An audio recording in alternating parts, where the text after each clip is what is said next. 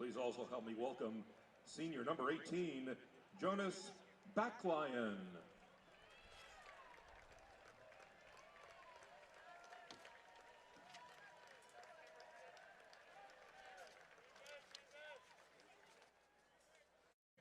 Next up is number 20, senior Keaton Fitzgerald.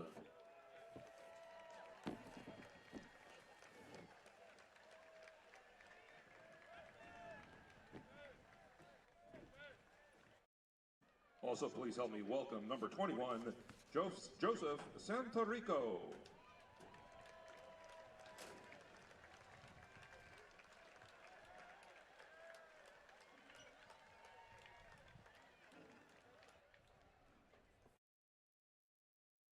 Also, please, let's have a big round of applause for senior number 24, Troy Litwin.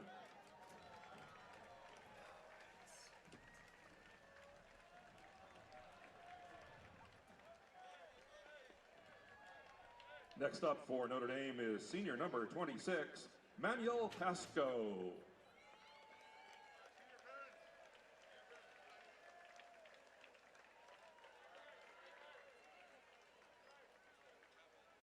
Also, please help me welcome number 30, Enrique Fleischman.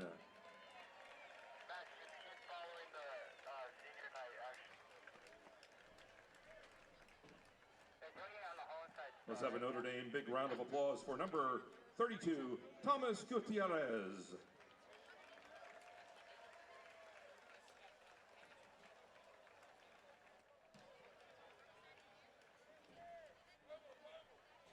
Also, please welcome number 33, Patrick Grazer.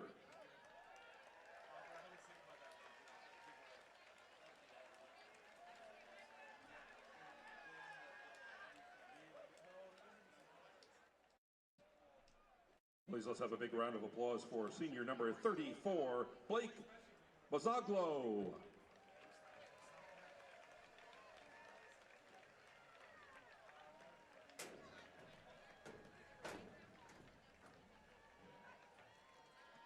Next up for the Notre Dame seniors is number 37, Timothy Whiteman.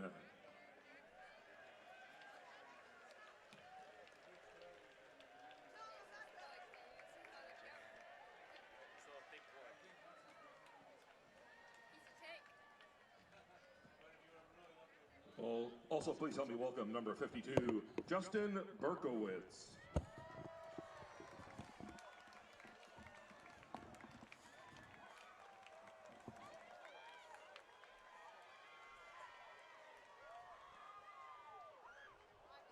Let's also welcome senior number 55, Kyle Lee.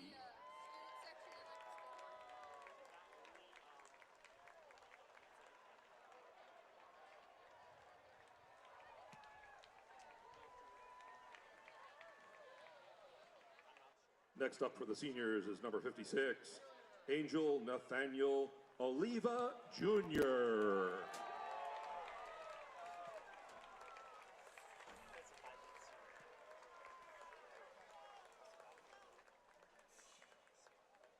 Let's also have a big round of applause for number 58, Mika Anu.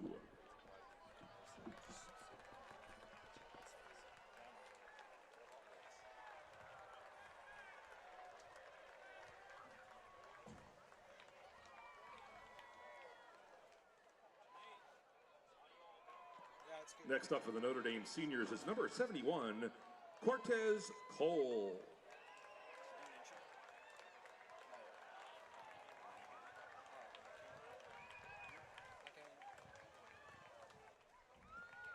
Please, let's have a warm welcome for senior number 73, Francisco Isadora.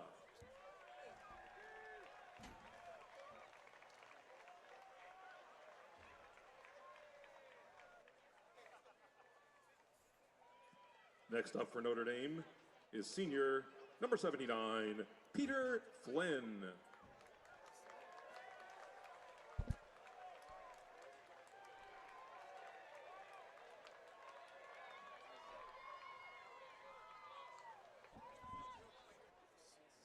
Also, let's have a big Notre Dame welcome for number 82, senior Eric Mazurigos.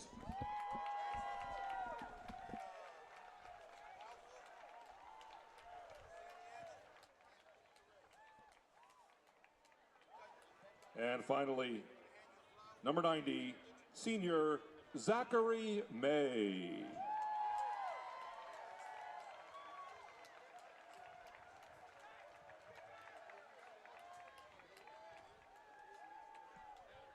Once again, ladies and gentlemen, how about a big round of applause for our senior Spirit team members and the senior football players. Congratulations, senior knights.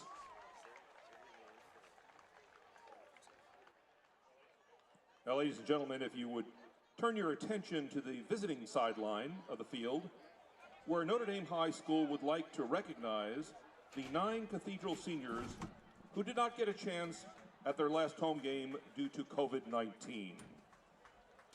Notre Dame would like to say congratulations on a great football career and good luck in your future endeavors. The 8 Cathedral seniors are number 5, Jake Fitzgerald.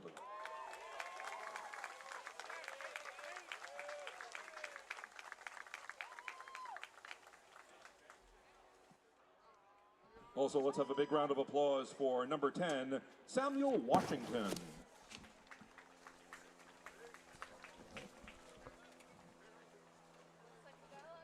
Also, let's welcome Cathedral senior number 16, Keith Moore.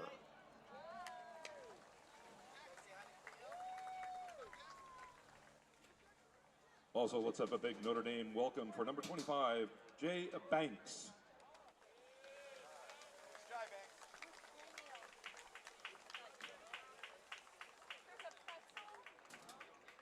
Also, ladies and gentlemen, let's welcome senior number 53, Jalen Jackson.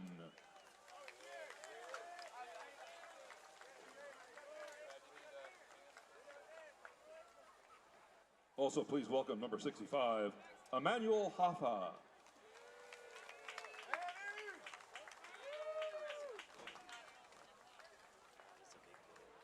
Also, ladies and gentlemen, let's have a big Notre Dame round of applause for number 68, Anthony Lopez de Santa Ana II.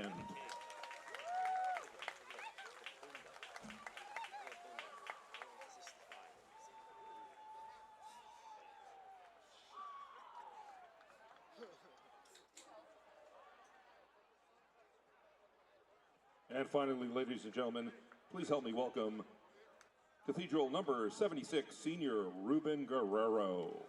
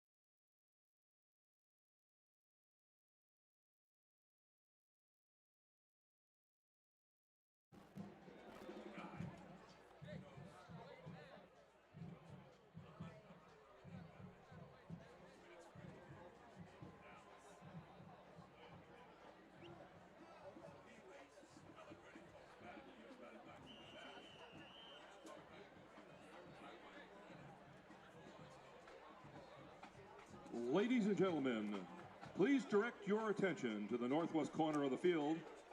Now entering the stadium, Notre Dame football's official 12th man, our award-winning Irish Night Band.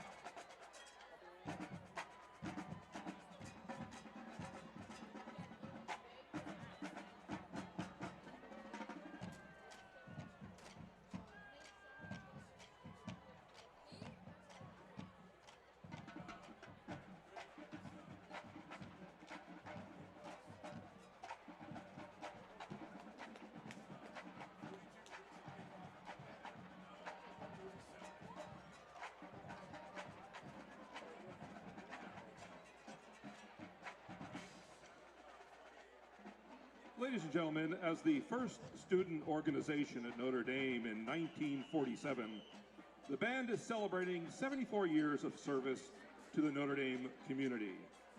Since the start of the 1968 football season, the Irish Night Band has been at all varsity football regular season games, both home and away. Tonight's game marks another significant milestone in this Notre Dame tradition. It is the band's 598th appearance in support of the Notre Dame varsity football team.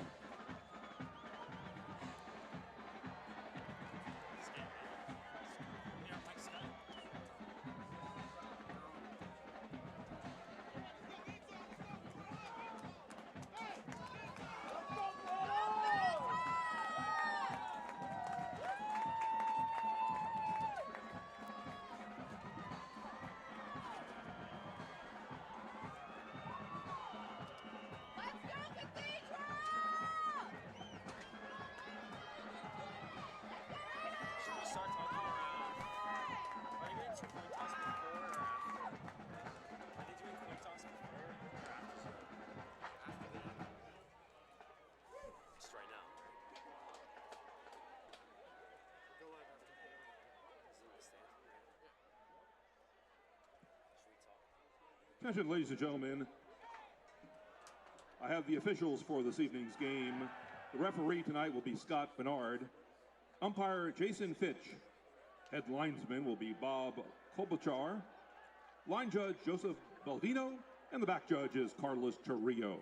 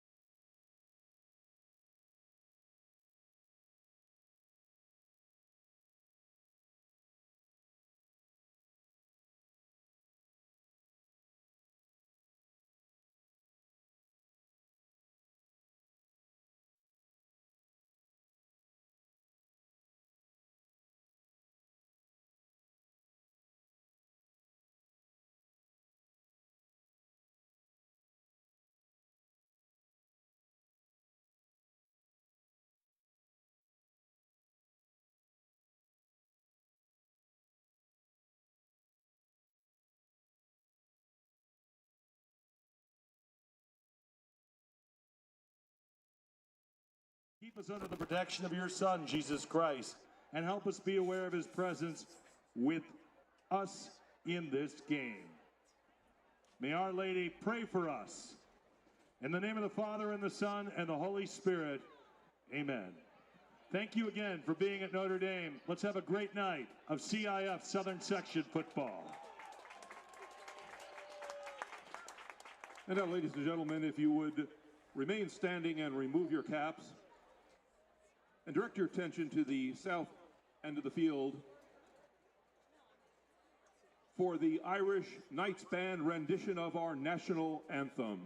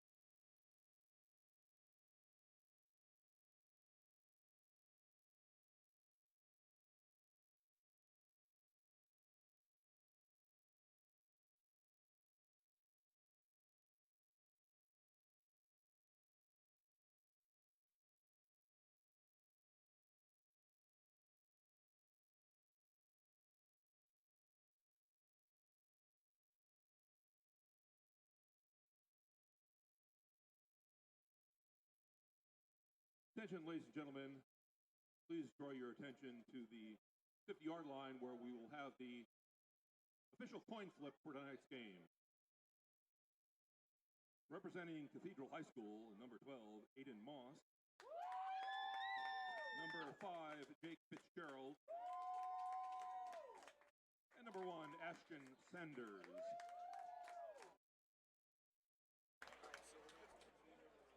Representing Notre Dame, which is coached by Joe McNabb. In for the coin flip for Notre Dame will be number 11, Ian McCumber. Number 9, George Chumo. And number 30, senior Enrique Fleischman. Also joining in for the coin flip, number 52, Justin Berkowitz. Also representing Notre Dame, number 56, Angel Oliva Jr. And lastly, number 71, Put it up so that it doesn't show the gate. senior Cortez Cole. Cathedral has won the coin flip and has elected to defer to the second half. Notre Dame will receive and defend the north goal.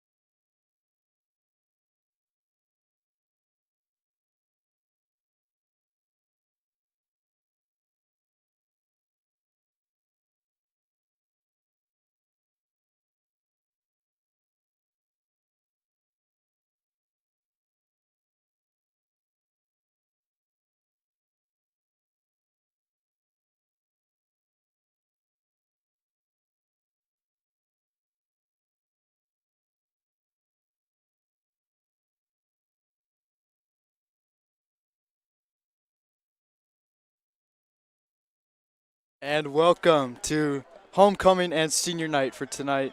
Notre Dame versus Cathedral, both 1-8. Should be a great game. Michael, who should we look out for tonight?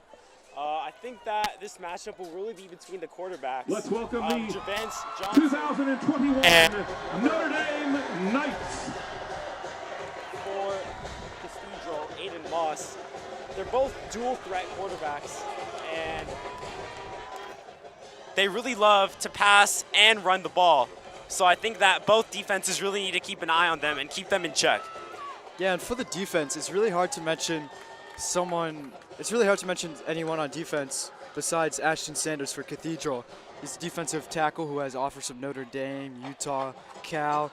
Who do you see for the Knights that can really be a game changer on defense? For me, it's the safety Jonas Backland. He leads the team with over 80 tackles, and he always seems to make the right plays on defense. And honestly, that entire defensive line, in our last broadcasted game against Alameda, they were really able to do whatever they wanted with the rushing game because our defensive line was just not able to stop them. But I feel like Coach McNabb made the necessary adjustments, and now the Notre Dame defense is ready to take on Cathedral. Should be a great game. Cathedral won the toss, and they're going to kick it off to the Knights to start the first half. Number 5, Micah McGavin. And in the backfield, it's Micah McGavin and Mackay Verity Brown for the Knights. Varsity Brown.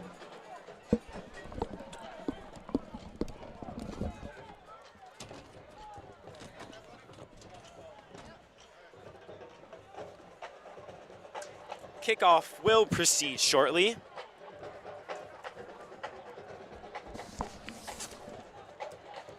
And to kick it off for Cathedral is number 47, Jaden Espadas.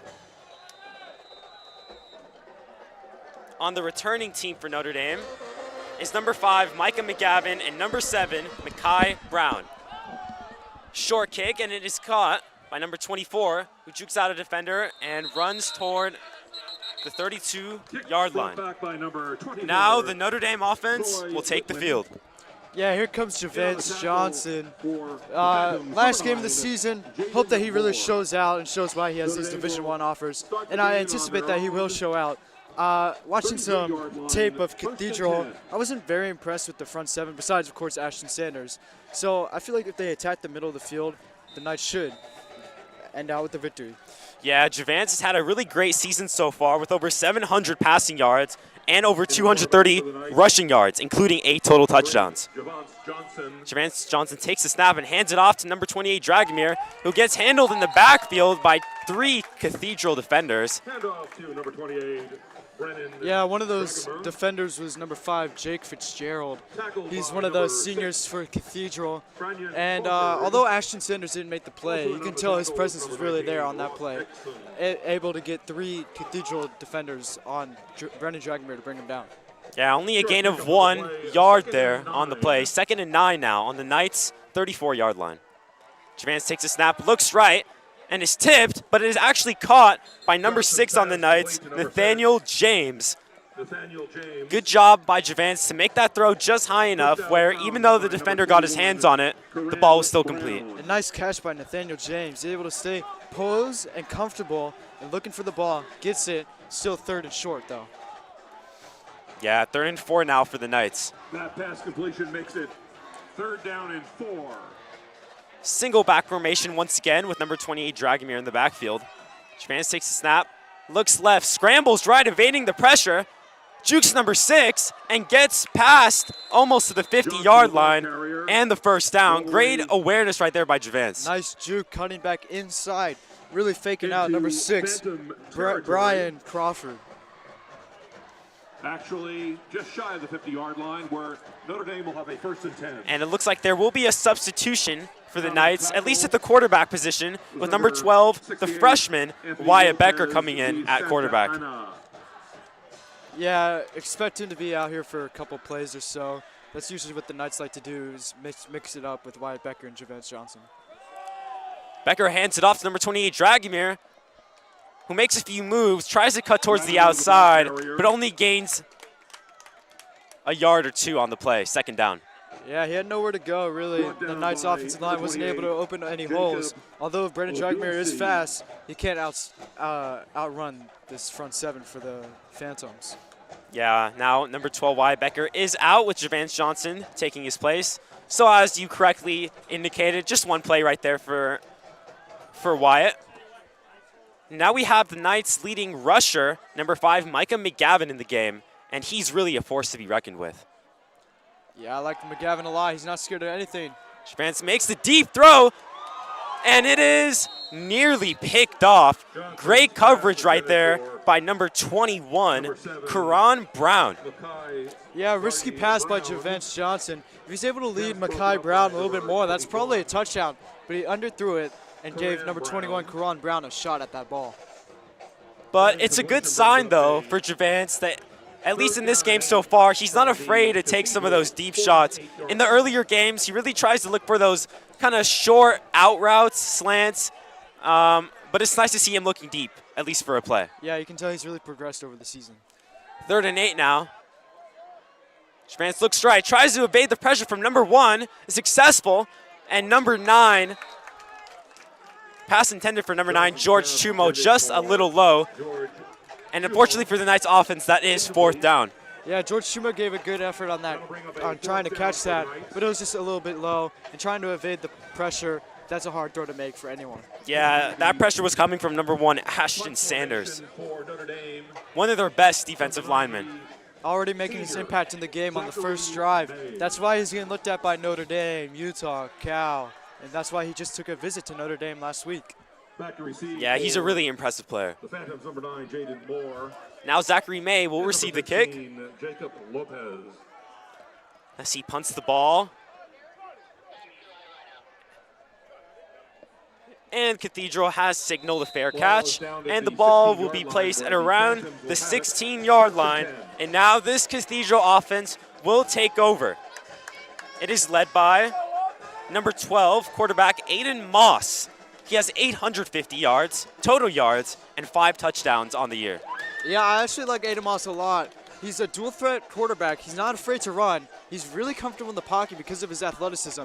He knows that he can outrun any of these defensive linemen. Yeah, and he's really had to run in a lot of these games, facing one of the top, in one of the best football divisions in California. For the Phantoms, number 12, Aiden Moss. Quarterback takes a snap, looks right, but it is incomplete. That pass was intended for number 3, Kevin Sanchez. That route was wide open, but it was good coverage right there by the Knights, forcing an incompletion. Yeah, good job by number 19, Braylon Wise, to come up on that ball quickly. If he did catch that ball, he wasn't going anywhere. 2nd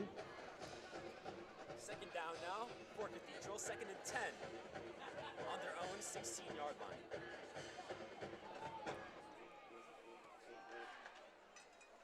Score still 0-0 with 9 minutes and 12 seconds left in the first quarter. Quarterback takes the snap, lobs it up. It's a double coverage. I guess it was intended for number 19, Ross Nixon. But great coverage right there. Again, pass was broken up by number 4, Davis Cooper. Yeah, Davis Cooper, number 4, almost had an interception on that play. I don't expect Cathedral to run the ball a lot because they want the ball in Aiden Moss's hands as much as possible, and he's as capable as any running back with his speed. Yeah, it looks like there was a slight miscommunication right there with the receivers and the quarterback. Let's hope they can get it sorted out. 3rd down and 10.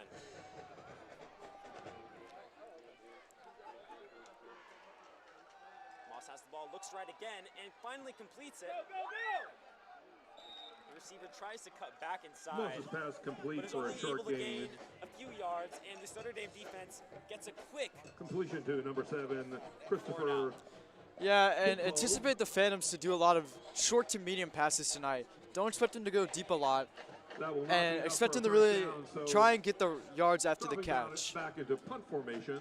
Yeah, but this was a really great defensive stance. Will be number 47, Not allowing Jaden this Cathedral offense to Espadez. advance even a little bit and keeping Back to the quarterback receive. contained. Standing at his own 47-yard line, Ian McCumber.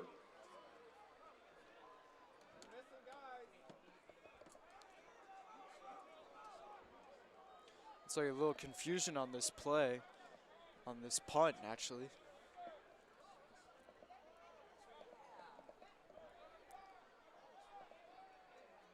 And Cathedral will elect to punt. And that is number 47, and the pass is bobbled, and it looks like there is some And the confusion. snap was and it mishandled. looks like maybe this Notre Dame special team is able to recover the ball. Wasn't the worst snap ever. It's just the punter kind of Recovering bobbled the it. It could have errant easily snap gotten the was punt number off, but 37, Knights have great Whitehead. field position right now. Wow.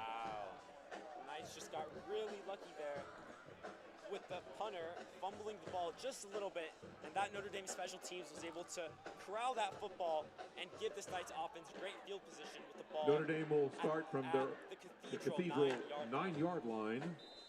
1st and 10. Make that 1st and goal from the Phantom 9. 1st and goal now for the Knights. Let's see if they can capitalize. In a quarterback, number 8. Single back formation with Dragomir in the backfield. And they do hand it off to him. He runs right, juice out a defender, goes towards the outside. And great run right there. Picking up Dragomir about on the carry. 7. That was number 28, Brendan Dragomir. Brought down by number 16. That was great blocking right there Anthony by that Notre Dame offensive line. Yeah, Brendan Dragomir was really able to show off his speed on that play. Although he didn't get the touchdown, it's only 2nd and 2 now. 2nd and goal, really, on the 2-yard line. So the Knights are within scoring position.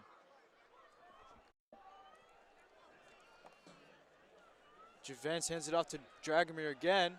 This time goes nowhere. Stopped by number 1, Ashton Sanders. Hand off to number 28, Dragomir. Short of the goal line. So it's going to be brought down 3rd by and number 1 now. Ashton Sanders. And you might think that the Knights will use this as 4-down territory, especially with their defense playing good on that first drive. And we understand there is a little bit of technical difficulties with Michael's mic. We're working on that right now. Micah McGavin in the backfield with Javance Johnson.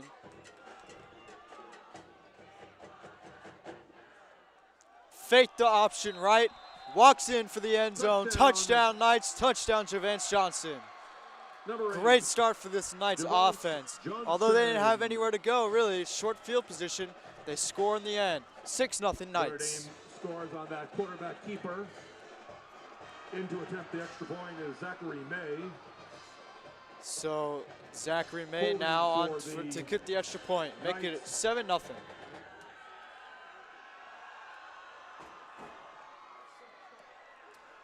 Kick is up, and it is good. And the kick is good. And it hit the scoreboard too. First score of the Yeah, night great makes it kick Notre Dame right 7 there. and Number Cathedral 90, nothing. Zachary May getting it through the uprights, and the score is now 7-0.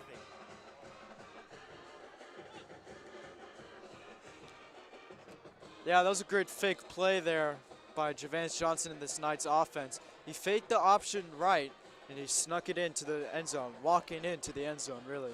Yeah, and that's why Javance is such a great dual threat quarterback. He can run, and he also has a really strong arm. Yeah, he has really deceptive speed. His size is really what you first see when you hear Javance Johnson's name. But the speed is there, and although he's not listed as a dual threat, he really should be. Yeah, and why do you think Javance's size is so Please beneficial help to him? support our athletic boosters. Well, by I think visiting it's easier for him to see over the offensive line, And he can take these shots. Although he might not feel comfortable taking the shots, his body can physically take the shots that most quarterbacks cannot. Number 90, Zachary May. Yeah, so it's Back just to a great receive for offensive the scheme Phantoms, right there. number 15, Jacob Lopez, and number 9, Jaden Moore.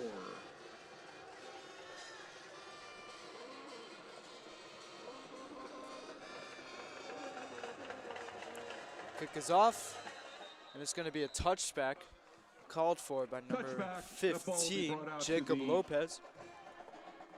20-yard line where the Phantoms will have it 1st and 10.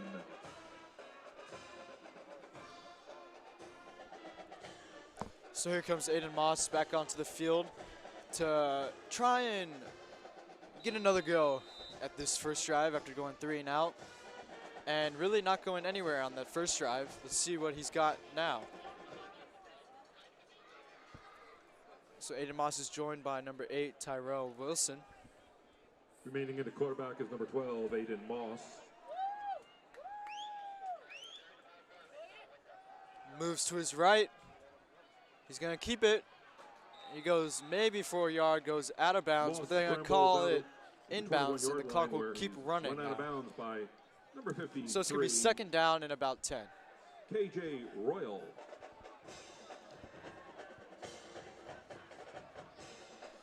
So Aiden Moss, although he didn't really go very far, he did show that he's not scared of running out of the pocket. No gain on And the play. It'll he's bring really up a comfortable in the 2nd down pocket and too. 10 for the Phantoms. He doesn't have the best passing stats, but he can pass for sure. And his running is really what makes this game special.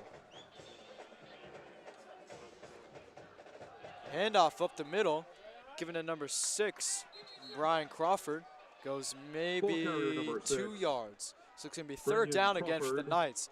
This Knights defense has really shown out so far. Bringing him down for the Knights.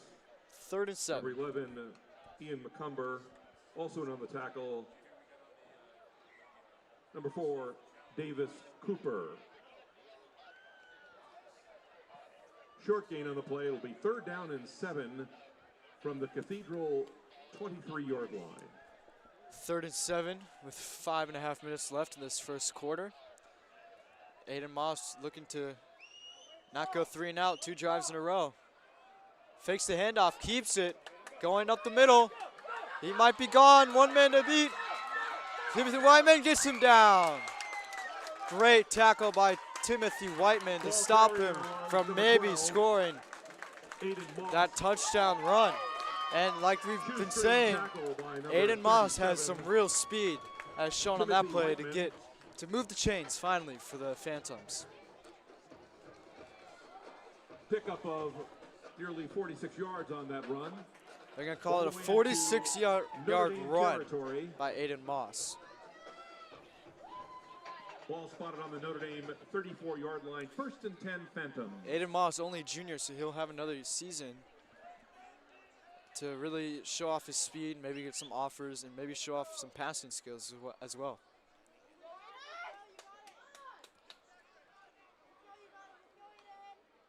Moss drops back, looking quickly to number 6. Brian Crawford Pass complete to gets number 6. stuffed immediately Brian by Crawford. number 4, Davis Cooper.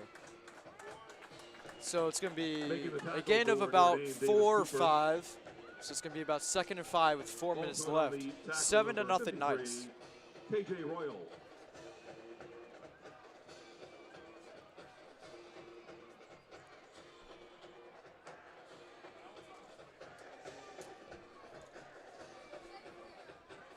Pickup of 5 on the play. It'll be 2nd down and 5.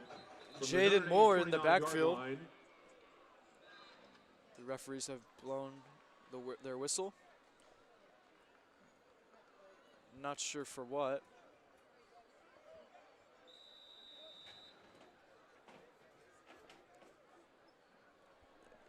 So the referees blew their whistle. Not sure why they did. But anyway, the Phantoms are going to have the same formation with Jaden Moore in the backfield with Aiden Moss. Moss moves to his left, looking for an option. Doesn't get anyone. Rolling out of pressure. Throws it out of bounds. Pass incomplete. Able to escape the pressure to his left and then to his right.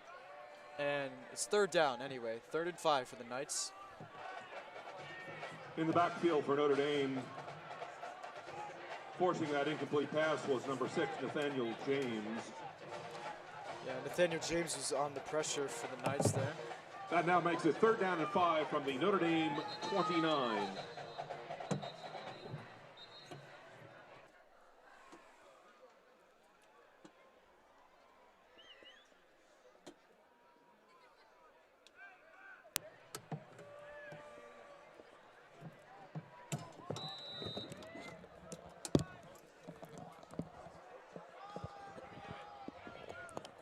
Jaden Moore with Aiden Moss. Nice hard count by Aiden Moss. Gonna get the Phantoms a first down. Had the whole defensive line moving on that play.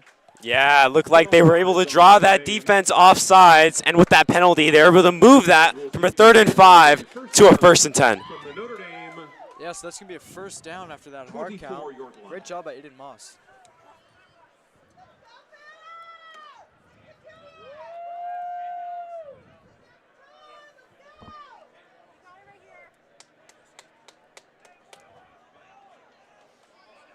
So it's going to be the same formation.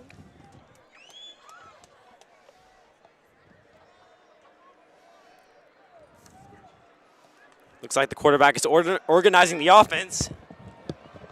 He looks left, scrambles, spins, and it looks like he may have fumbled the ball.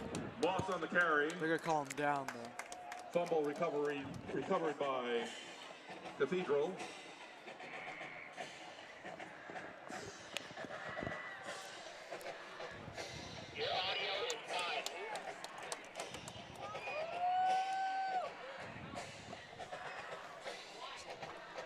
So it's going to be 2nd and 10 now.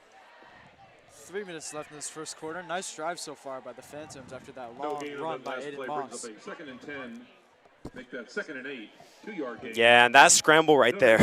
That scramble right there from the quarterback resulted in just a couple yards. 2nd and 8 now for Cathedral.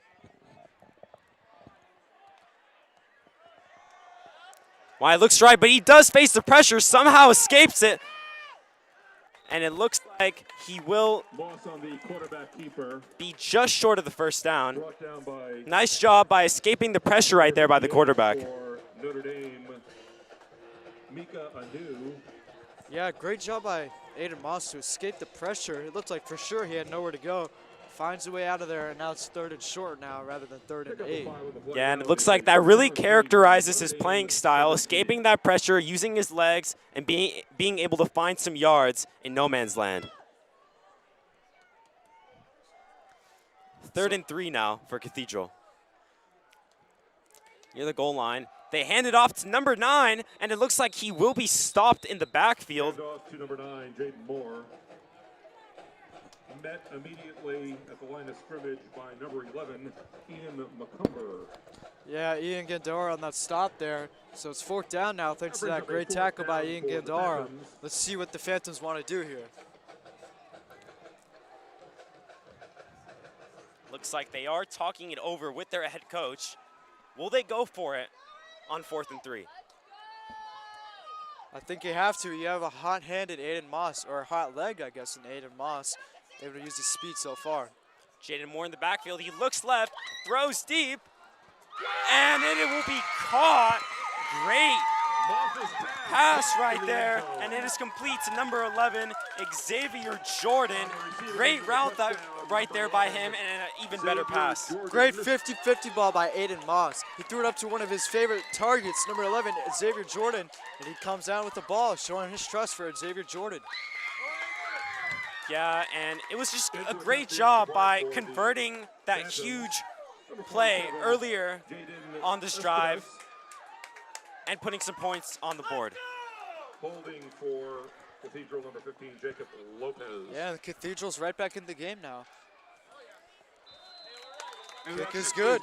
The kick is good. It was made by number 15, Jacob Lopez. So the score now is 7-7. The game is tied in the first quarter of this game. 1 minute and 46 seconds left. Great drive led by Aiden Moss. Man, he had that long 40-yard run, and then he had that nice 30-yard throw for the touchdown. Yeah, so Duke, how do you think the Knights need to answer back? It's simple. You just got to get points on the board whenever possible.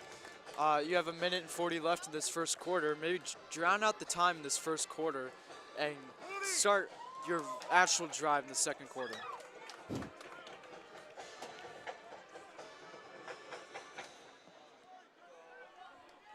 Kicking off for Cathedral, number 47, Jaden Espedas.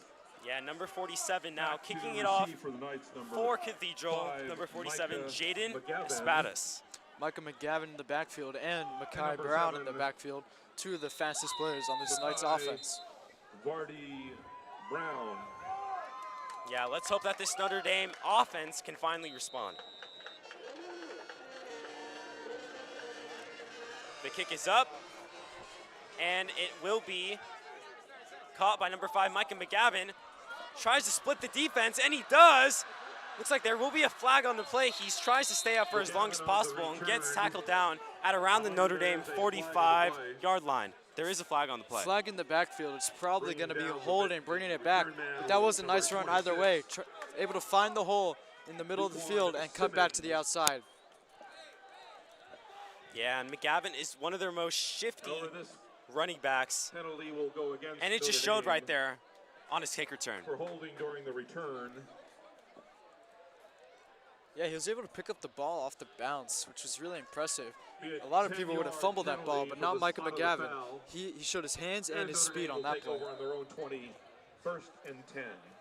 So the Knights will take over on the 20-yard line. It looks like that penalty was on the Knights. So 1st and 10 now. Javance Johnson, the only person in the backfield. Let's see who he will pass to. And it looks like he finds the running back for a short run there. That was a jet sweep to Makai Brown. Goes nowhere on that play. In on the tackle for the Phantoms, number 73. Yeah, unfortunate right there for the Knights. 2nd and 11 now. Also, number 14, Robert Caballos. Timeout on the field. Timeout. Looks like it's an injured player for the Phantoms. Officials injury timeout. Yeah, and that injured player is number 5, Jake Fitzgerald, a senior. Let's hope he's all right while we take a short injury timeout.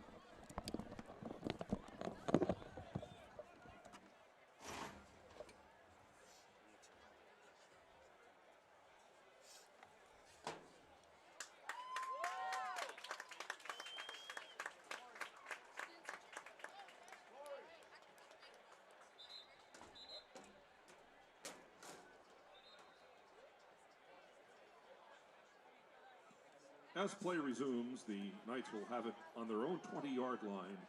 1st and 10. So play resumes. Looks like he is okay. And so Javance Johnson remains in as comes back onto the field with Brendan Dragomir accompanying him.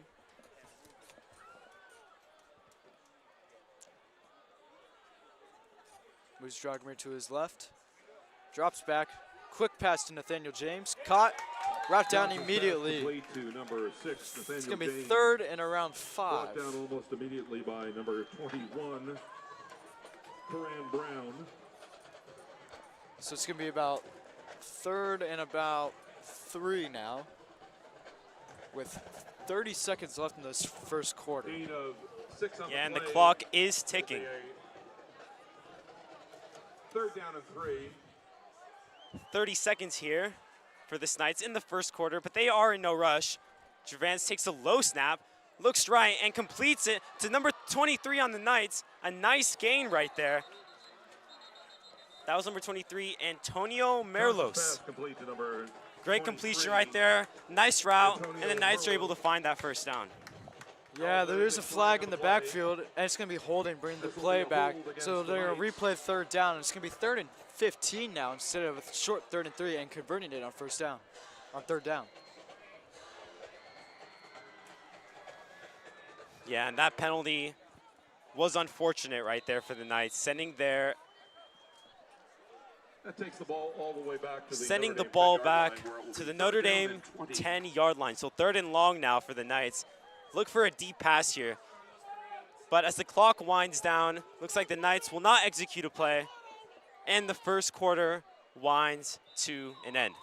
So at the end of the first quarter, And the that's game the is end of the tied first quarter of play. 7-7. Score remains tied. Cathedral 7 and Notre Dame 7. As the second quarter begins, again, it will be 3rd and long for the Knights. That was an entertaining first quarter. You had the long run by Aiden Moss, you had that long pass by Aiden Moss, and you had the block punt by the Knights. Tie game, low scoring, lower than we thought would happen, but either way, it's still a great game so far. Yeah, there were some really great plays on both sides of the ball, and we'll look forward to seeing even more in the second quarter. So Duke, who do you think needs to be a difference maker right now for the Knights? The whole offense, really. Offensive line as of right now, because they had the holding call that erased a long first down conversion. So the Knights just have to play clean in order to win this game. Same with the Phantoms, really. We just need a clean game here for a winner, really. Yeah, I feel like having penalties in any football game is really just detrimental to the flow of the game. And now with that penalty, as you saw right there, that first down was negated, and now it is 3rd and long. So let's see what the Knights offense has drawn up. Team is competing in Division I championship on Tuesday. Dragomir in the backfield. Women's golf team goal Looks is like to Javan qualify scrambles for right, the state championship tries to at evade the Varsity. pressure, Good luck, girls. is not able to find any open receivers, and tries to run it on his own, but is not able to get the first down.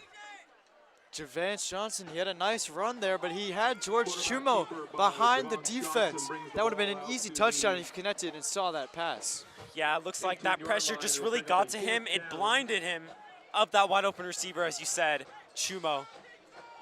And because of it, it is 4th and 12 now, and the Knights will elect to punt. Back into punt for the Knights, number 90, Zachary May. Zachary May, deep in his backfield. Number 15, Need a clean handoff right here and punt. Terrell Wilson. Nice hold. And a nice kick right there for May. High punt. Very Notre Dame high. bounce. And a great punt right there by May. And that ball will finally roll and stop at around the Cathedral 38-yard line. That was a really high punt, and it took a really great Notre Dame bounce. Great punt. Having the Phantoms with not the best field position, but still solid field position. Yeah, you would think that with that great defensive stop in the Knights' own backfield, they would have some great field position. But as you just said, that punt right there by May took a nice bounce when it hit the turf. Aiden Moss remains in as quarterback. Number 12, Aiden Moss, still in at quarterback, joined by number 9, Jaden Moore in the backfield. Let's see how this Knights defense will hold up.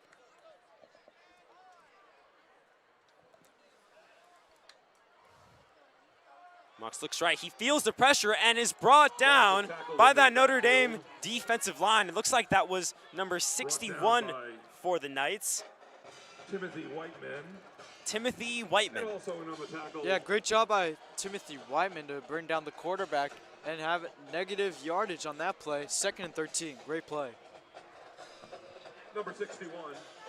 Yeah, finally that defensive line is able to pressure the quarterback, make him make some hard decisions, and in that case, it led to a sack.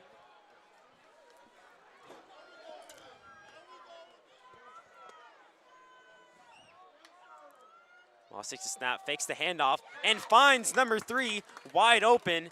Moss's pass complete to number 3, Kevin Sanchez. That was Kevin Sanchez, and he's been pretty active this game. Yeah, great catch by Kevin Sanchez. He felt the pressure coming in Blake Buzaglo. He was able to reel in the ball, catch it, and complete it for the nice gain. Yeah, 8-yard gain right there on the play. So now that opens possibly a run right here for this Cathedral offense that hasn't utilized it much. And it looks like they won't again this play. Quarterback scrambles right and overthrows his receiver intended for number 17, Raymond Galvez, and great defense right there by Notre Dame. Great job of holding up for the Knights. 4th and 5. It looks like they're going to keep the offense on the field. I'd punt if I were them, but hey, I'm not a football coach. Yeah, interesting call right here by the Cathedral offensive coordinators. I don't see a real point to going for it right now. They're on their own 43-yard line, and it's only in the second quarter. Yeah, a good punt can pin them deep. And it looks like they ran a little trick play, a handoff, but they will be stopped.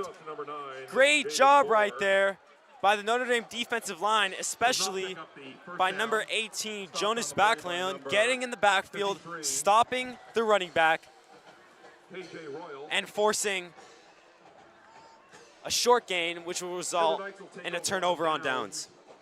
Great job by the Knights of holding them short of first down. Should have punted on that play, in my opinion.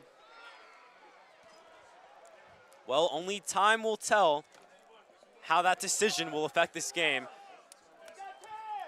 But now we see the Notre Dame offense will take hold on the Cathedral 46-yard line, and they hand it off to number 28, Brandon Dragomir, who finds the hole, puts his head down, and gets to around the 40-yard line. Solid, fast run up the middle. He used his speed to get there that fast and make it a 6-yard solid gain. Yeah, 6-yard gain right there. 2nd and 4 right now for the Knights on the Cathedral 40-yard line. Now it looks like there will be a substitution at quarterback. Number 12, the freshman Wyatt Becker is in.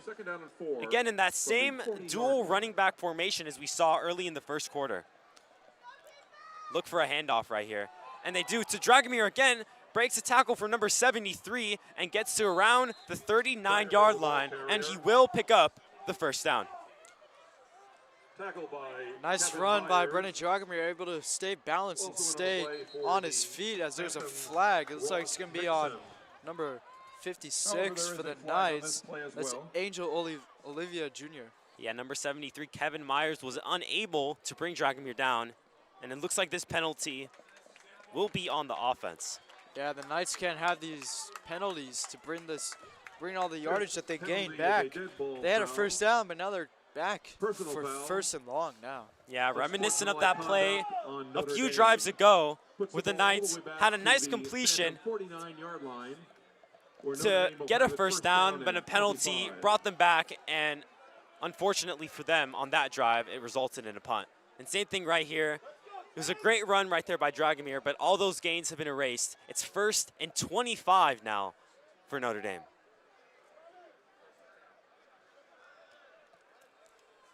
So the ball will be placed on the Cathedral 49-yard line.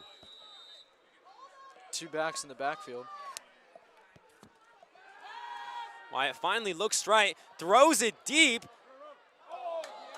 and lucky, and it looks like there will be a flag on the play, and might be, looks like it will be on the defense. Wow, and the Knights are lucky because that pass was underthrown. That was underthrown and thrown into triple coverage, intended for number 23, Antonio Merlos, who's only 5'5". If it was a 6'3" receiver, I'd understand that, but I don't see Antonio Merlos competing for that ball. This will be a 15-yard penalty. Looks like they're going to call pass interference, though, on that play, so maybe that's why the ball was underthrown. That is possible, but not the greatest decision-making by number 12, Wyatt Becker there. As you said, throwing it into triple coverage with an undersized receiver. But with that penalty, the ball will be moved up. And it's 1st and 10 on the 34-yard line. Javance is back in and hands it off to their shifty running back, McGavin, who breaks the tackle, gets to around the 1st-yard line, but there is a flag on the play. A lot of laundry on the field right now. You can't see that for either team, really. In on the tackle for Cathedral, Yeah, number unfortunately, 6, again, Brandon a Crawford. huge run results in a penalty that will bring this Knights offense back. They really got to get this under control in the second half. This penalty is against the Knights. All the yardage that the Knights have gained, they've brought it right back to where they started this drive, really. Cathedral 44-yard line. Yeah, First and that 20 was a Knights. holding, which is a 10-yard penalty, bringing the ball back to the 44-yard line. First and long, first and 20.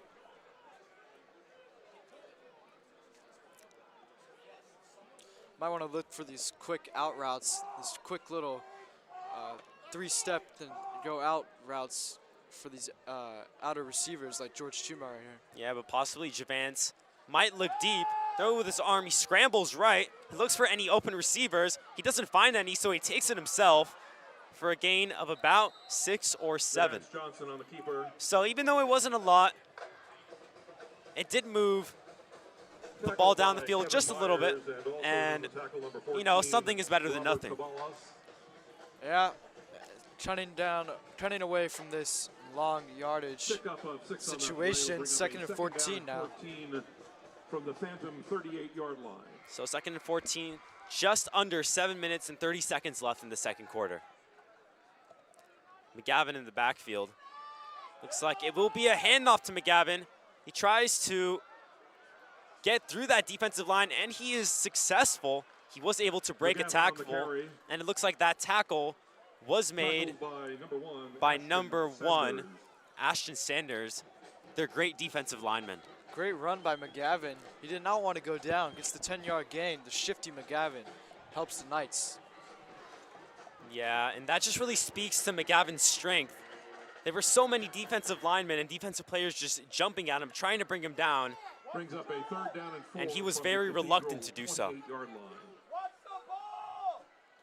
Javance takes the low snap, takes it himself for the quarterback draw, is tackled down, Johnson on the and it quarterback looks option. like he will not Tackle get short, enough first down to number yardage 5, Jake Fitzgerald. to get the first down. It's 4th and 4. It looks like the Knights will go for it. Yeah, it looks like Coach McNabb's eyes, this is 4-down territory. So they set up the 4th down by going with the quick, simple run on 3rd down. So do you think this was the right decision? Do you think they should have just taken 4th and the extra 4. point here? It just might be a question on Zachary May's leg if he's able to hit around a 45-yard kick. Yeah, that is a good point. And it looks like the Knights are trying to draw this Cathedral defense offsides. They're unable to. Looks like it will be a pitch to McGavin, who runs towards the outside, and it looks like he Ball carrier number 5 will McGavin. be. That run is enough for a Notre Dame first down.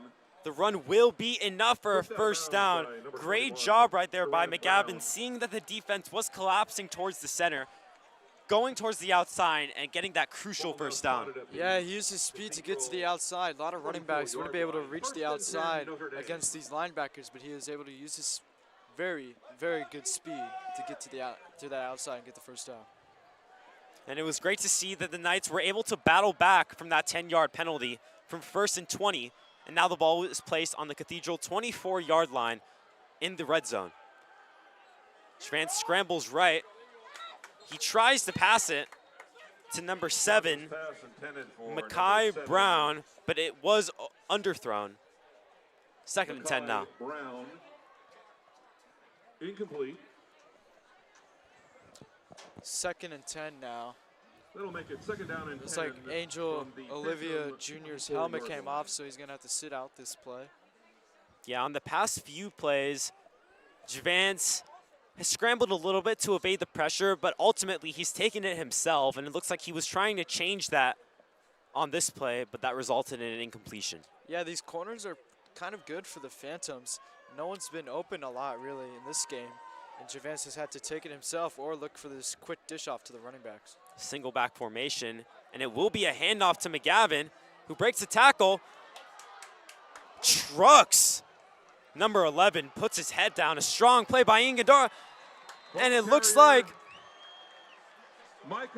great job by McGavin staying up on that play, not giving up. And now the Notre Dame offense will move into the red zone. Yeah, great run by Micah McGavin. Number 73, Kevin Myers for the Phantoms, got into the backfield really quickly, broke the tackle, and he just kept staying on his feet and kept going. Yeah, McGavin has just been unstoppable this game, and no defensive player for Cathedral has been able to stop him so far. Timeout on the field. Looks like there will be a timeout that will be charged to Cathedral. Looks like their defensive coordinator will try to talk it over and find any ways to try and stop this potent Knights offense. Yeah, 1st and goal now for the Knights. In my opinion, I think the Knights should just stick with what's working and just keep hitting it off to McGavin or Dragomir, or just have Javance keep it, as he's proven that he's able to score when he keeps the ball. Yeah, so why do you think McGavin is just such a great running back? Nowadays, if you have speed, that makes up for the strength. McGavin does have a lot of strength, but his speed is really top-notch. Also, the Notre Dame yeah, and McGavin isn't that big, only 5'10", for their great support at tonight's game. but he's able to use his speed to evade those defenders and his strength Please contact the to break those tackles, stay on his feet, and always gain that extra yardage when he needs to. As play resumes, Notre Dame has it 1st and goal from the Cathedral 4-yard line. They're going to stick with McGavin on this play. Yeah, 1st and goal now. Ball's on the 4-yard line, so the Knights offense does not need a lot here. They hand it off once more to McGavin, and this time he will be somehow finally brought down there. That was number 73 that quickly went into the backfield, Kevin Myers. Great job. Number 73, Kevin Myers. Yeah, Kevin Myers, he really wanted to make up for missing the tackle on the last play, so he did exactly what he did in the last play, but this time he's able to wrap up McGavin and bring him down. Yeah, loss of 2 yards on the play now. 2nd and goal on the 6-yard line. So they've gotten to McGavin on around 4 or 5 straight plays. Do you think the Knights will change it up right here? No need to if it's working. 2nd and 6 now. He can easily get a 1st down, or a touchdown, my bad. Low snap, quarterback draw. Tries to go up the middle, Javance. But luckily, number 1, their star defensive tackle, Ashton Sanders, is able to bring him down for a gain of about maybe 1 or 2. Yeah, Ashton Sanders got to Javance Johnson so quickly that he wasn't able to see Micah McGavin ready for that pitch on the outside and had a lot of grass in front of him. He could have scored that. Yeah, 3rd and goal here. Those kind of rushing, scrambling plays have not been working in the red zone. Let's see if they will elect to pass. And they will, and it looks like the pass was intended for number 23 in the for end number zone, 23, Antonio Merlos, but it was underthrown and just a little bit short. So the Knights are stopped. Bring up a 4th down for the Knights. Yeah, quick pass. It wasn't the best throw. It was thrown kind of at the dirt.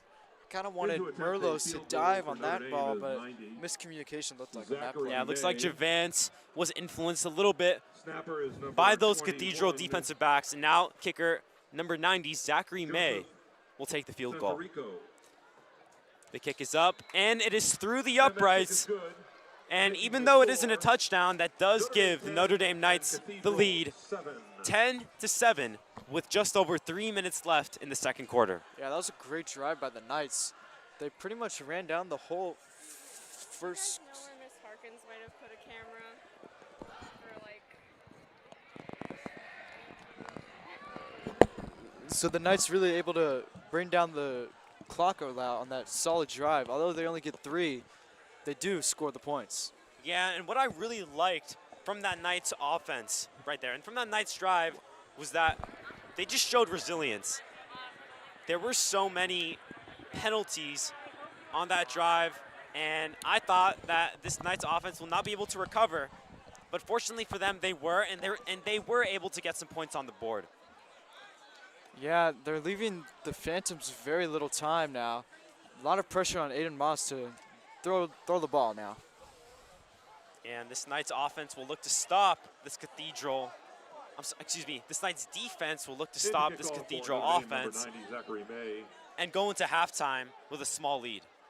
Back to receive for the Phantoms, number 15, Jacob Lopez. Jacob Lopez. And also number 9, Jaden Moore. And number 9, Jaden Moore, will be the kick returners. The kick by number 90, Zachary May, is up, and it will be a touchback. No deposit, no return.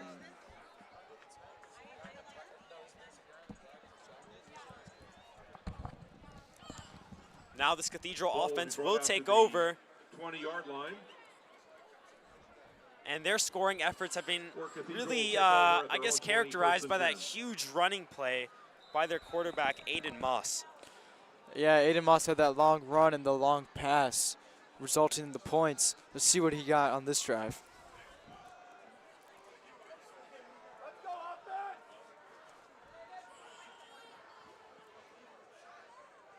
First and 10 here. Motions to the receiver, number 3, Kevin Sanchez, and he finds Kevin Sanchez open on the sideline. He tries to cut back inside, but there's a flag on the play, and that will be on the Knights defense. Yeah, that looks like number 4, Davis Cooper, either a face mask or a horse collar. That was a really high tackle.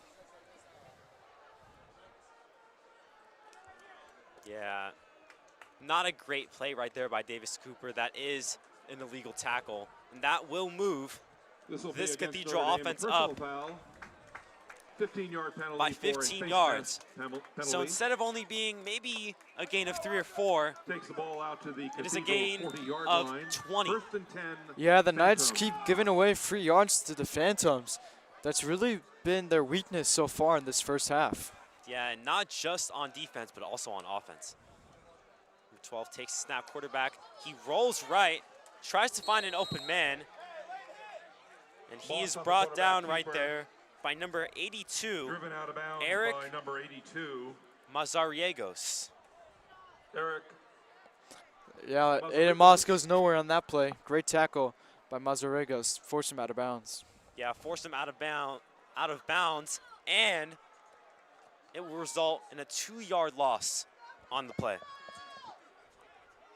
2-yard loss on the play will bring up a second down and 12. It'll bring up a second From the down and Phantom 12 from the 38 Phantom yard line. 38-yard line. And the clock is ticking with just over 2.5 minutes left. And he finally hands it off to the running back, number 6 for Cathedral, Brian Crawford. Small gain right there for Cathedral. It brings up a 3rd and 10. Notre Dame, number 82. Yeah, Mazariegos. running the clock down, it looks like. Although they did just call a timeout. I'm not sure why you would. It's a really questionable call to run the ball when you're doing a 2-minute drill right now. Yeah, because every time you do run the ball and you don't go out of bounds, the clock will keep on ticking. And Cathedral's left Timeout with on the field. only This one is one charged to the timeout Knights. left as you're trying to get into the end zone. Yeah, we just want to remind you guys to stick with us at halftime. Homecoming Queen will be announced at halftime, and we'll play a short video introducing all the court members that are up for election, I guess it's called. Yeah, and I'm sure it's a really exciting time for any of those participants as we show our Notre Dame students having a lively time. It is a whiteout for today's game. Yeah, the Notre Dame Castle's really showing out on senior night, homecoming, last game of the season. Yeah, great attendance right there by the Notre Dame students. And really, the Notre Dame As play students resumes, the Phantoms give will this have the Knights Phantoms team, will have the or ball are at the hoping to 40-yard give this line. Knights team 3rd and 10. some energy into this game. Ian Gandar looking like he wants to blitz, and he does. Does blitz. And the pass by the Pass quarterback intended is for number 11, overthrown. Xavier Jordan. That was intended for number 11, Xavier Jordan, and it was very lucky that it wasn't picked off. Number 18, Jonas Bacleon, tried to dive for that ball, tried to get that interception, but was unable to. Flag in the Defender is backfield, flag it's on on this the play. Knights. Keeping the Phantoms offense on the field for no reason. Yeah, really unfortunate. Flags, This will be penalties, a whatever you penalty want to against call the it. Knights. It has really hurt the Knights 15-yard tonight. Personal foul, unsportsmanlike conduct. Looks like Taking the ball all the unsportsmanlike way conduct down to the Notre Dame 45-yard line. will be called on the play. where And is Cathedral will a have it first and 15-yard 10. penalty. 1st and 10 now on the Knights' 45-yard line. So with that penalty, Cathedral has made it across midfield and are in great field position to at least put some points on the board. Quarterback takes the snap, feels the pressure, rolls right, and completes it to number 8. Complete to number 9, Jaden Moore. Excuse me, that was to number 9, Jaden Moore. And good thing for the Knights, he did run out of bounds, stopping the clock, but it was a loss of a yard, 2nd and 11. Yeah, designed screenplay by the Phantoms, but it took Jaden Moore a second to get open, which really brought that play down.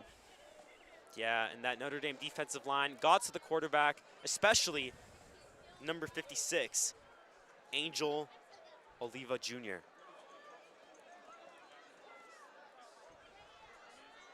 Yeah, and this defensive line is really the key for this Knights defense, disabling Cathedral from running the ball, and it looks like there will be a penalty. False start on Cathedral. Flag on the play. This penalty will be against Cathedral. Good job on the Knights for not flinching on that hard count.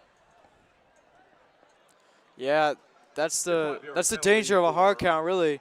You could get your guy on accident when you're meaning to get the defense going offside. Yeah, and that is what just happened, a 5-yard penalty. Now 2nd and 16. Territory at the 49-yard line. Ball will be placed back into Cathedral territory on their own 49-yard line.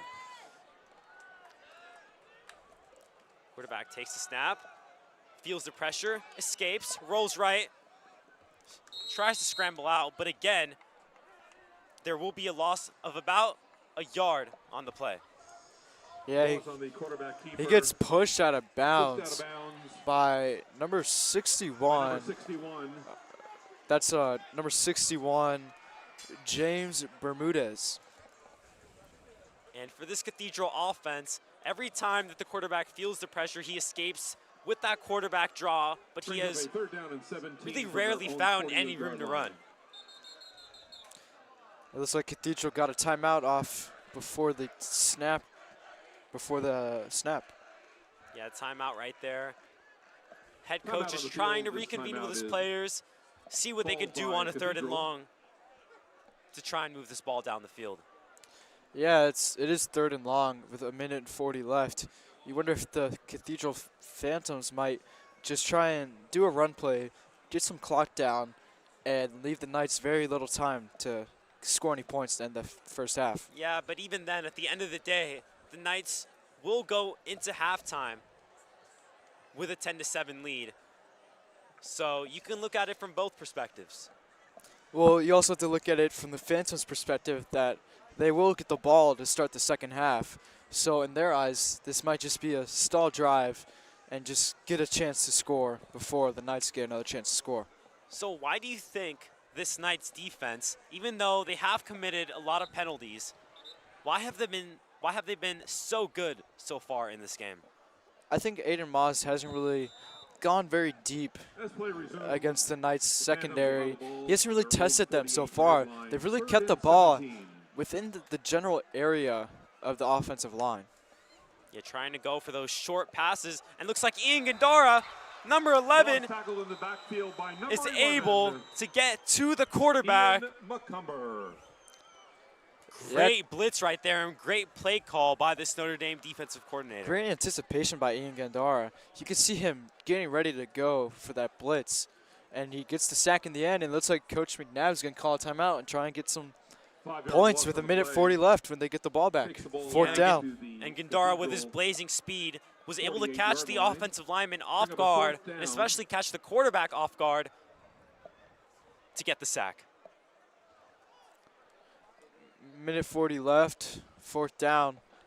Cathedral really has no other choice but to punt, because then they're just going to give the Knights some great field position. Yeah, it looks like Cathedral will elect to punt. But even with this punt, the Knights will get the ball at around their own 10-yard line. Yeah, that's going to be about 90 yards in maybe a minute and a half to score some points with Javance Johnson. Yeah, but when you have a quarterback like Javance and you have a running back like McGavin, or even some receivers like George Chumo, you can accomplish a lot. It will be a short punt, and the ball will will roll to around the 21-yard line, and that's where the ball will be placed. Yeah, I like that play a lot. Yeah, the defense thinks that they're going to go for it on 4th down, but Aiden Moss fakes them all out and really goes for that punt. Although it wasn't a deep one, still a solid one, having them at their having the Knights at their 20-yard line. So the Knights have a minute and 31 seconds left to go around 79 yards to reach the end zone. Let's see if they can do it. Johnson remains in as quarterback. 1st and 10 Notre Dame. Yeah, 1st and 10 Notre Dame. Again, McGavin in the backfield. Javance looks left, scrambles right, and he takes it himself for the quarterback keeper. Looks like he will run out of bounds, stopping the clock. And moving the chains. That's the really important part of this play right here. Only takes about 7 seconds off the clock, and he gets the 1st down and 10 yards. Yeah, that moved the chains by exactly 10 yards. 1st and 10 from their own 31-yard line.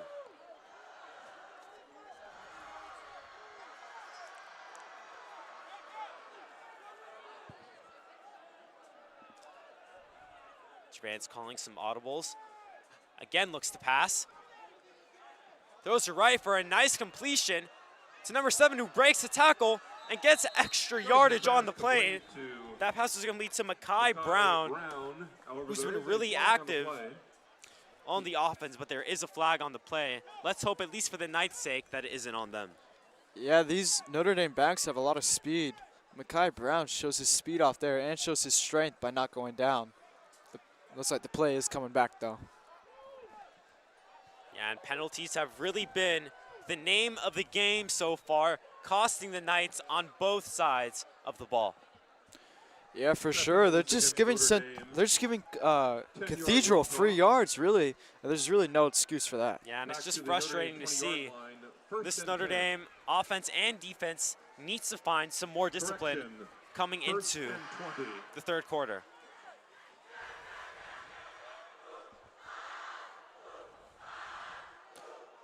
So 1st and long now, 1st and 20. Javance takes the pass, feels the pressure, escapes the pressure, again runs right, breaks the tackle, and more. Great run right there, but another flag on the play. Javance Johnson on the keeper with around a 30-yard rush, and he gets brought down at around midfield.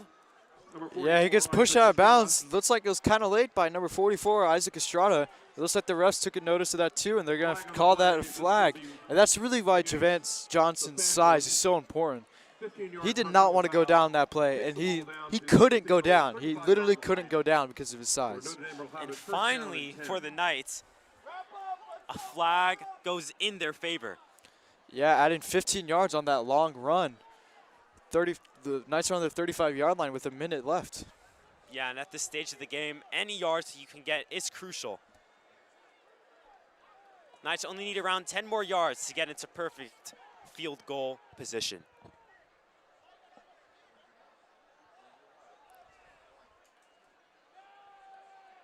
And takes another pass, but it will be short.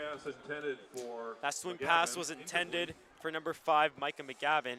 Unfortunately for the Knights, incomplete, but it does stop the clock. 2nd and 10 now with exactly a minute left. Yeah, Javance wasn't really anticipating to throw that ball to Micah McGavin.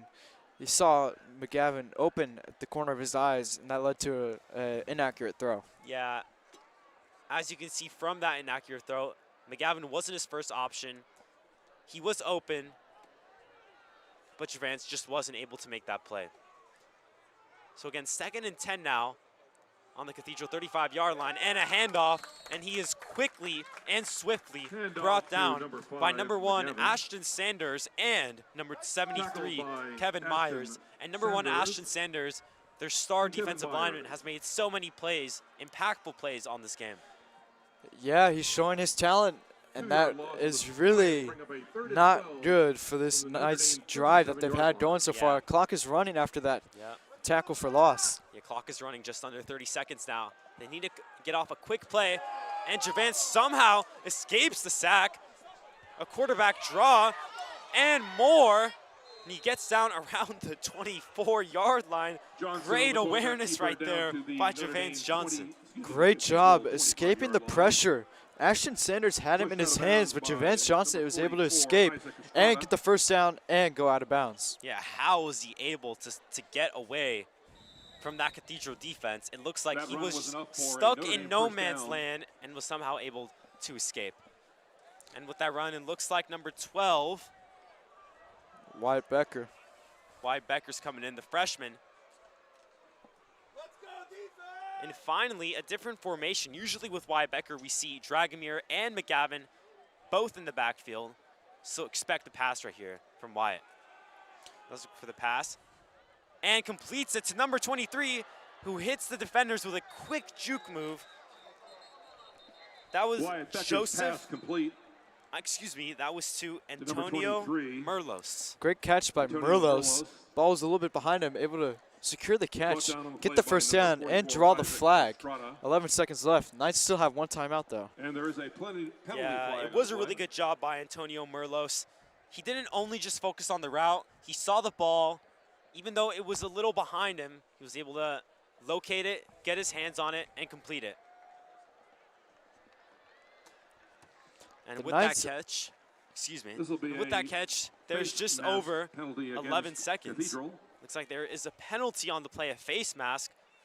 Half the distance to the goal. The Knights are also in Zachary May's field goal range.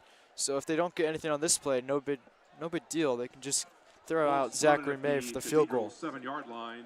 Yeah, and that penalty was a face mask. So that will bring the ball to the 7-yard line, 1st and goal. With only 11 seconds, they really only have one play here. Wyatt looks right and is quickly pressured. Scary play right there for Notre Dame. Nothing wrong with that play. You don't want to force anything when you have pressure coming on you. So Wyatt Becker just decides to throw it in between two receivers and make sure no one can catch that. 8 seconds left. It looks like the Knights are still going to run an offensive play right here. So expect a pass here, because even with an incompletion, the clock will stop. So 8.6 seconds now in the second quarter. As this quarter is winding down, the Knights have the ball placed in the red zone, 2nd and 10 on the 7-yard line. Wyatt takes a snap, and there is a flag on the play. Yeah, it looked like false start maybe on number 12, Wyatt Becker. Against Cathedral for offsides. Wow, and that is great. That is great news for the Knights. That will move it half the distance to the goal. The only problem is that they have 8 seconds left. Where it is now 2nd down and 3. Excuse me, 2nd down and goal to go from the 3.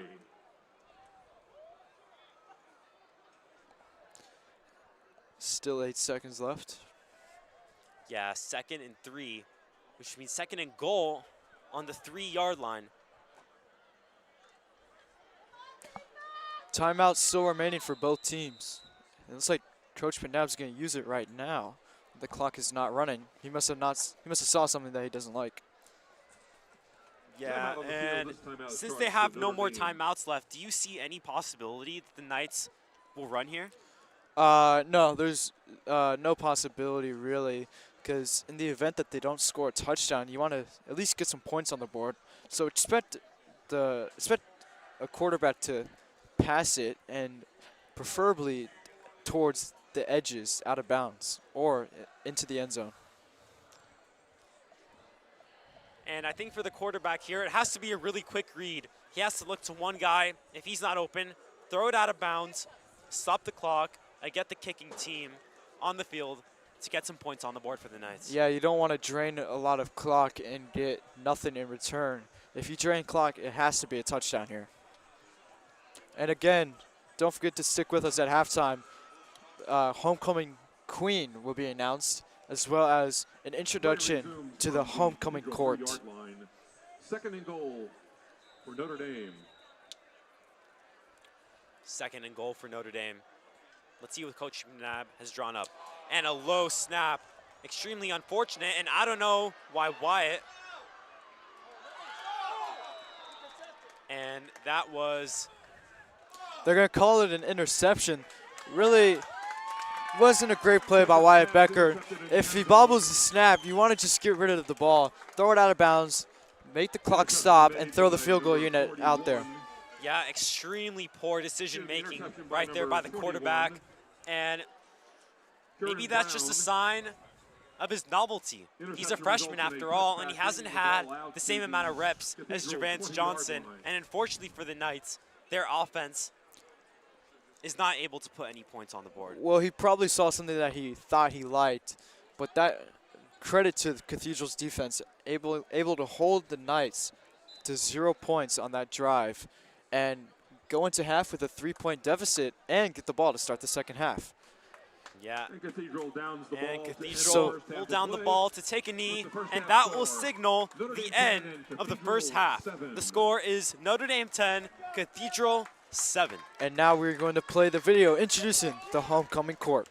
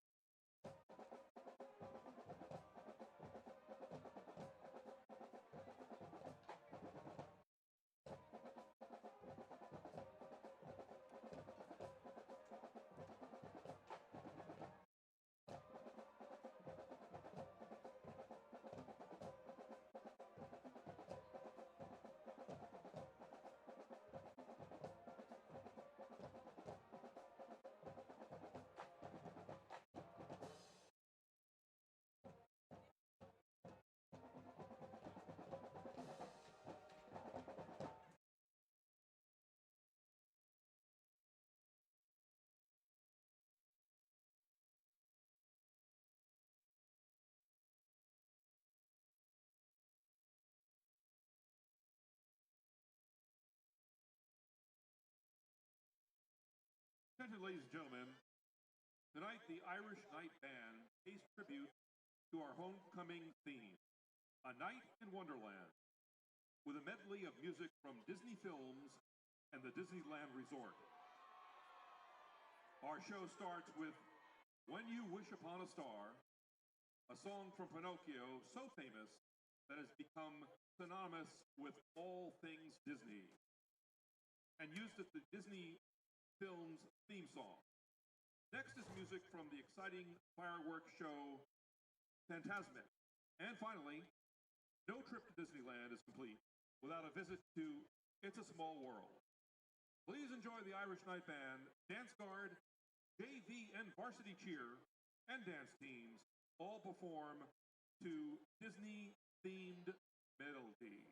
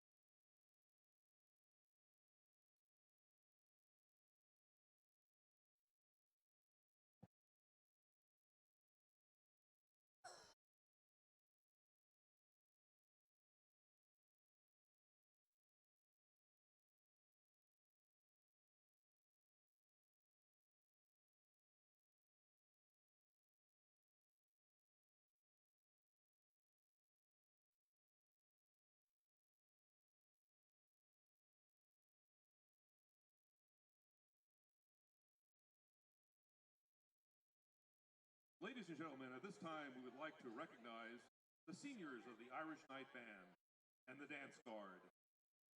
As members of the Irish Night Band, these students perform at all varsity football rallies, men's and women's home varsity basketball games, parades, and band reviews, and various athletic missions and promotional events. a 4-year member of the Irish Night Band, performs roughly 200 performances during their time in the program. Please join us in thanking the senior members of the Irish Night Band.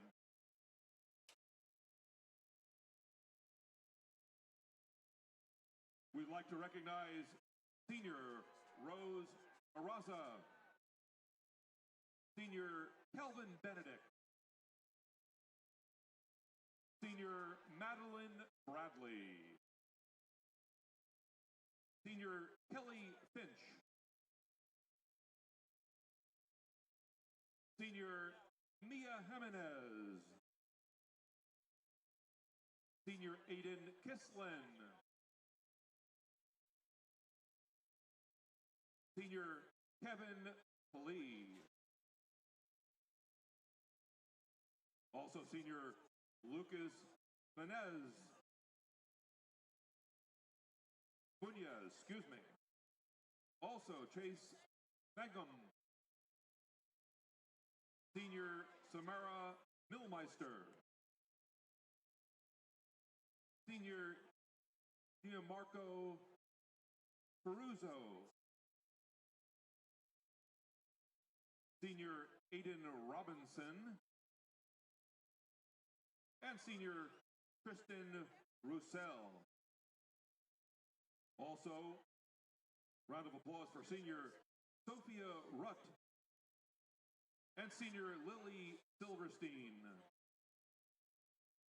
Also, Senior band member Dia Cardino, and also band member Senior Giancarlo Ortiega. Let's have a huge round of applause for the members of the Irish Night Band by joining in the greatest school fight song ever written, the Notre Dame Victory March.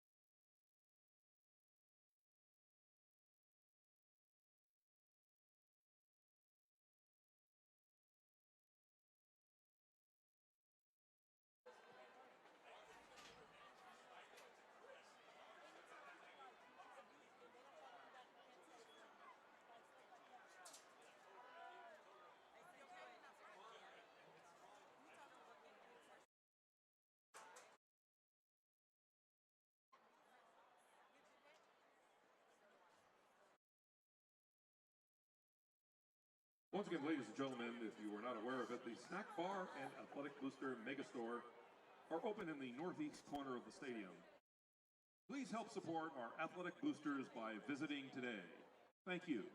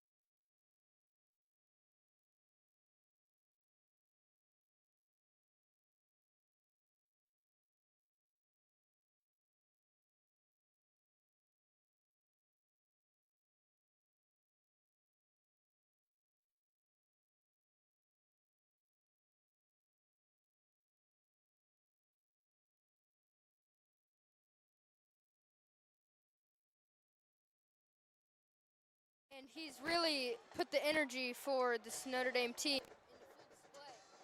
The fan section has been insane. The band is bringing the energy. And even though the game is 10-7, it feels like Notre Dame has had control for all game, and they continue to have that in the second half. Yeah, what has brought the Notre Dame Knights down? It's 10-7 lead, but it does feel like the Knights have been really dominating this game so far.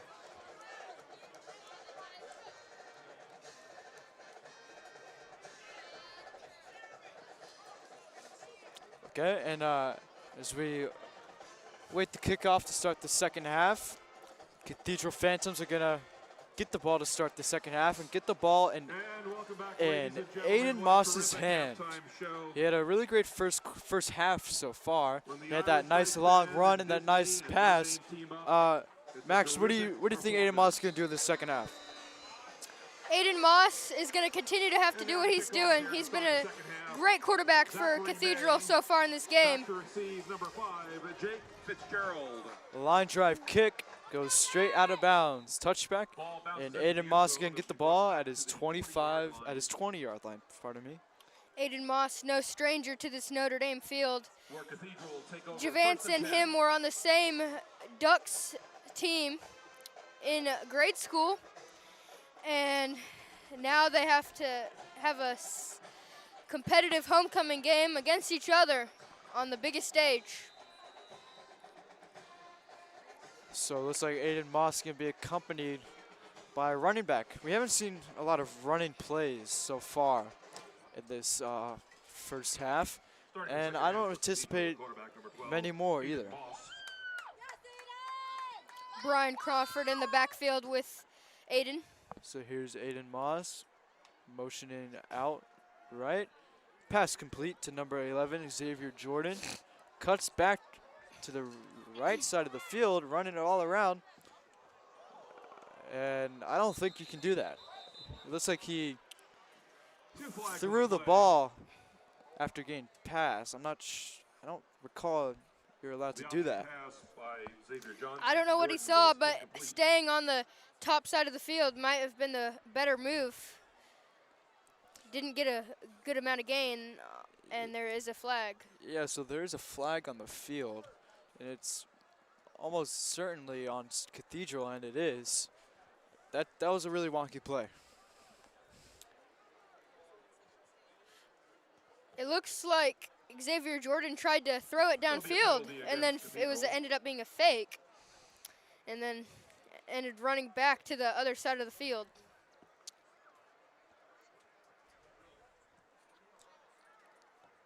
From the spot of the foul, 5-yard penalty.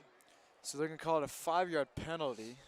For what I believe is so, an illegal forward pass. Yeah, it is going to be an illegal forward pass, so it's going to be 1st and 15. Not a big yardage subtraction after throwing it upfield. Pass complete to number 21, Karan Brown. Great job by the Notre Dame defense to swallow the coverage and prevent a big gain for Cathedral. So it's going to be 3rd down now, 3rd and 10. Not a lot of clock has gone off in this first drive to start the second half. Ross accompanied by number 6, Brian Crawford in the backfield. That makes it 3rd down and 10 from the Cathedral. Moss awaiting the snap.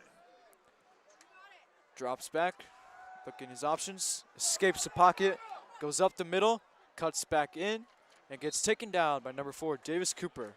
And it looks like he might be just short, making it 4th and 1. Aiden Moss putting his versatility on full display. He's had some good passes all night long, and also has been very good friends with the run game. A good show of his adjustments there. 4th down and 1 from the Cathedral 29-yard line. Yeah, you can tell both these quarterbacks have really settled into this game from the first drive into now.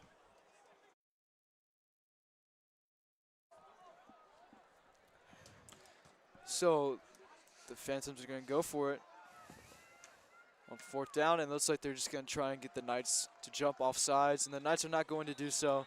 So the Knights hold the Phantoms. Did not move the chains, and they're going to, it looks like it's going to be, the Phantoms are actually going to call a timeout, so they still might be going for it. But as of now, it looks like it would be 4th down. We've seen that play a lot more this year in the Mission League.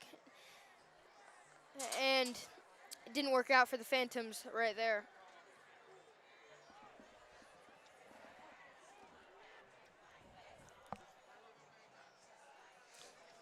So again, if you're just joining us, 10-7 now, and it's been an entertaining, low-scoring game.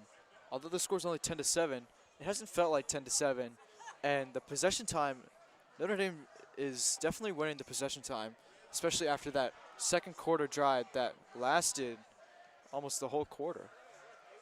As play resumes, the Phantoms have the ball on their own 20-yard line.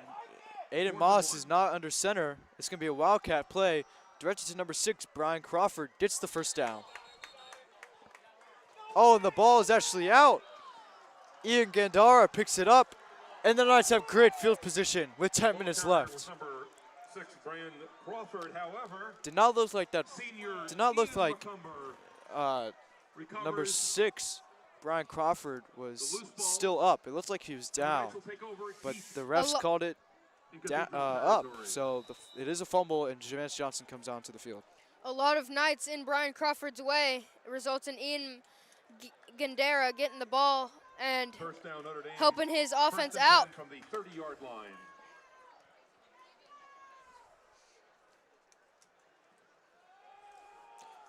Hand off to Micah McGavin. Gets a few yards. Ball's out this time. Gavin, the ball carrier. And waiting on the ref signal. Ball was fumbled. Looks like the out of refs are going to bounds. call McGavin down. Or the Brings up ball a second actually down did for come Notre out, but Dame. he was out of bounds. Good call by the ref. In on the defensive play for the Phantoms, number 73, Kevin Myers. Although didn't gain any yards on the play. No gain on the play. 2nd and 10. So Javance Johnson with the speedy Micah McGavin in the backfield.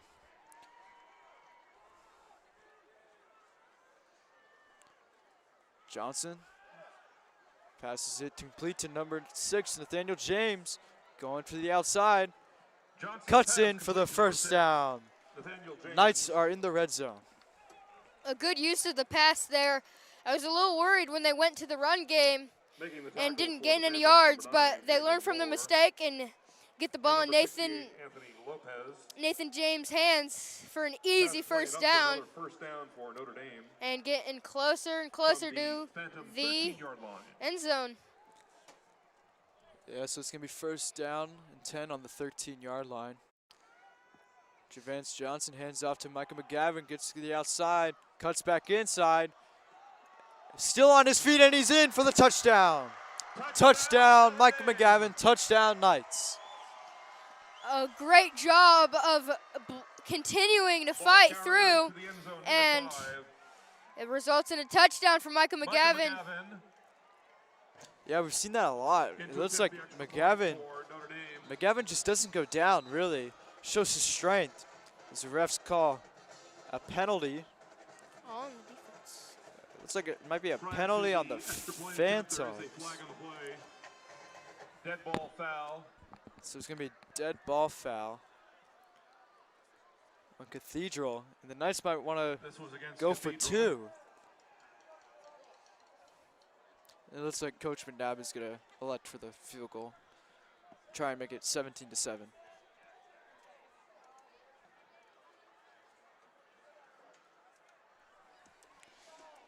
Knights have to hurry up to avoid the delay of game. Senior Zach May has been Intercept perfect point, this game. Zachary May. And they're going to call a delay of game on And the there's a Knights. flag on the far side of the field.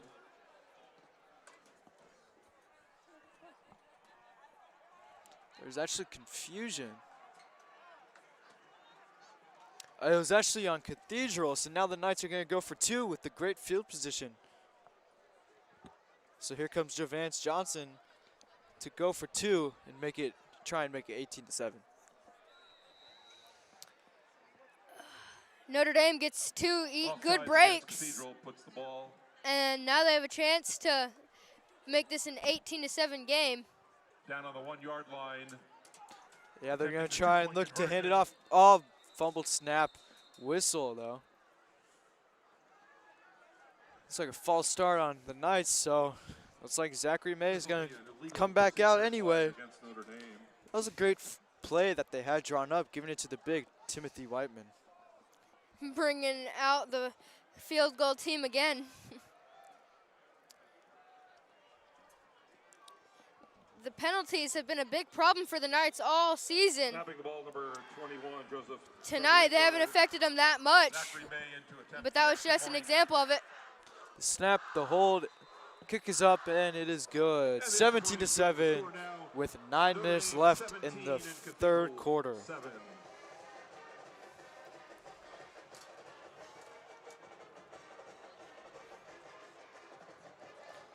So Max, what did you see on that drive that really helped out the Knights to take the lead? Capitalizing on Cathedral's mistakes.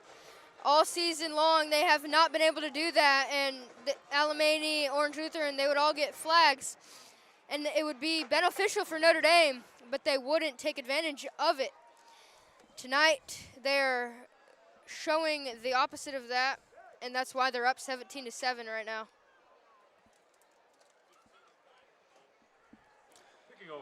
So Zachary May putting the ball on the tee and starting to kick off Number 15, to bring the ball back to Aiden Moss's hands. Aiden Moore.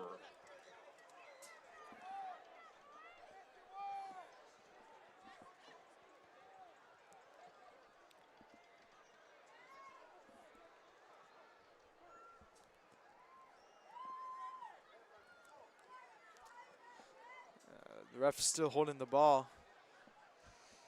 Not sure for what, though. Some formation adjustments for Cathedral, bringing in Jake Fitzgerald.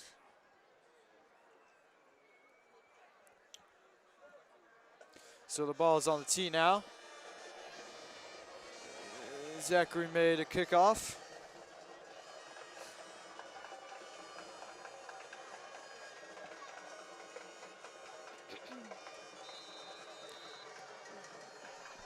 Line drive, low kick into the hands of number 19, Ross Nixon.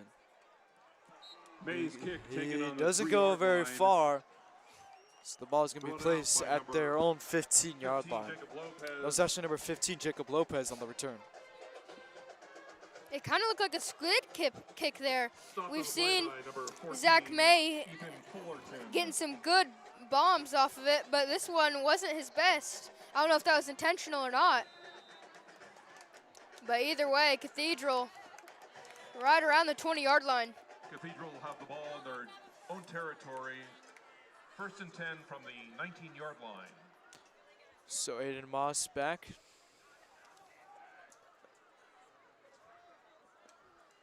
Gets the snap. Looking for his options. Escapes the pressure. Gets taken down. High tackle by number Loss on the 37, keeper. Timothy Whiteman. Tackled by number 37, Second and about 4. Timothy Whiteman. The dual threat capabilities of Aiden Moss were on show for that play right there. 6-yard pickup on the But play. luckily for the Knights, Timothy Whiteman gets a Second hold of and him before 4. it becomes a lethal play for the Knights.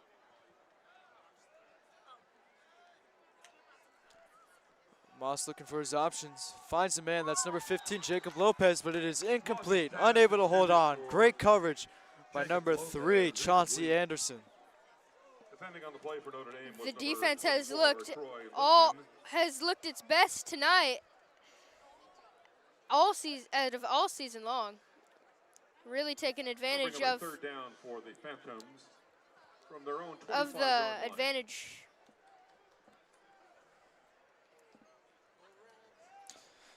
So number 9, Jaden Moore, is with Aiden Moss in the backfield.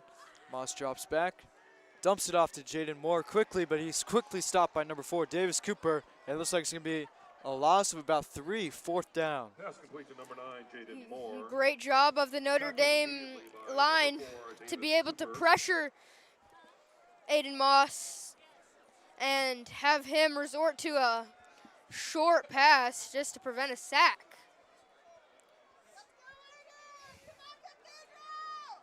Brings up a 4th and 9 for the Phantoms from their own 20-yard line. So the Phantoms are going to go for it on 4th and 9. But interesting, Ian Dendar is back in case of this. A punt by Aiden Moss. Fumble. Ball is out, but it's quickly recovered by number 34, Blake Buzaglo. Muffed punt by Ian Dendar, and he's shaken up after the play. It could have gotten ugly right there, but Notre Dame gets a break.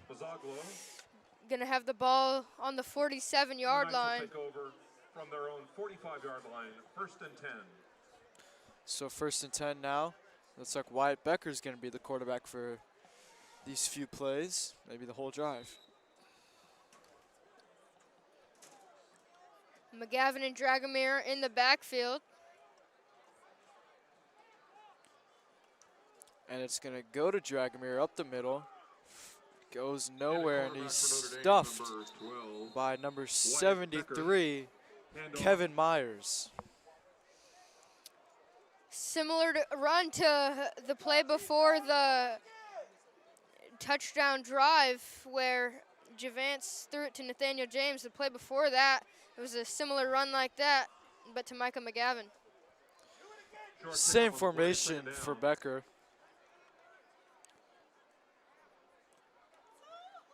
This time he keeps it, throws a slant that is underthrown to intended for number 6, Nathaniel James. 3rd down. Nathaniel James incomplete. The pressure for Cathedral just was shown right there. Nathaniel James, the intended receiver, wasn't a good throw at all. Pretty, one of the worst ones we've seen from Wyatt. And he'll stay in here for 3rd down. Same formation again. Keeps it again, looks the same way, looks the same person. Nathaniel James calling it a pass interference for number 9, Jaden Moore. It looks like he got to Nathaniel James before the ball reached him. So Knights get a free 1st down. It was a good throw this time, but the late hit by Jaden Moore didn't favor Nathaniel James catching that, but the chains are moved, and that's all that matters for Notre Dame. 7 minutes left in the 3rd quarter. Javance Johnson now coming back for the Knights.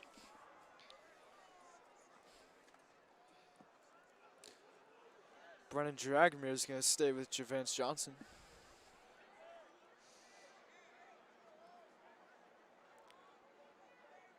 Javance keeps it, looks to his right, moving around the pocket.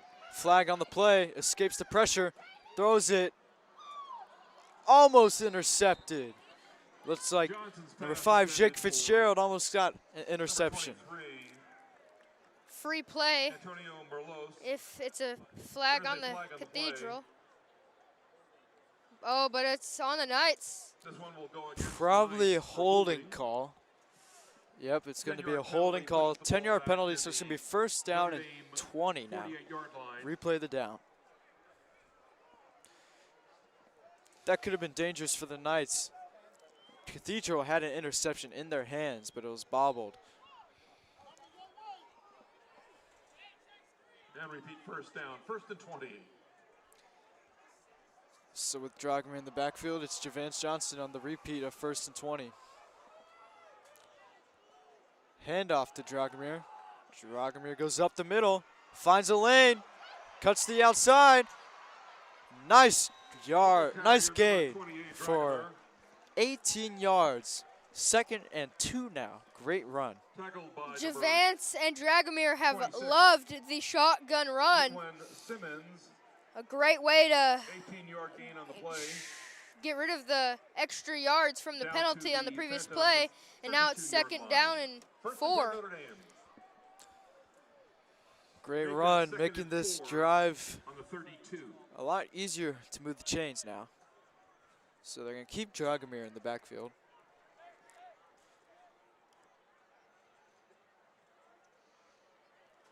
Same play. Dragomir up the middle. Goes nowhere and gets spun around by the Ball great carrier 28, Ashton Dragomir brought Sanders. down the backfield by number 1, Ashton Sanders. Good execution by the Cathedral defense there. Found and identified the run 3-yard loss early on the play. and Brings up a 3rd and 7 from the removed the Phantom ball back 35-yard 3 line. yards. This time it's going to be Micah McGavin with Javance Johnson.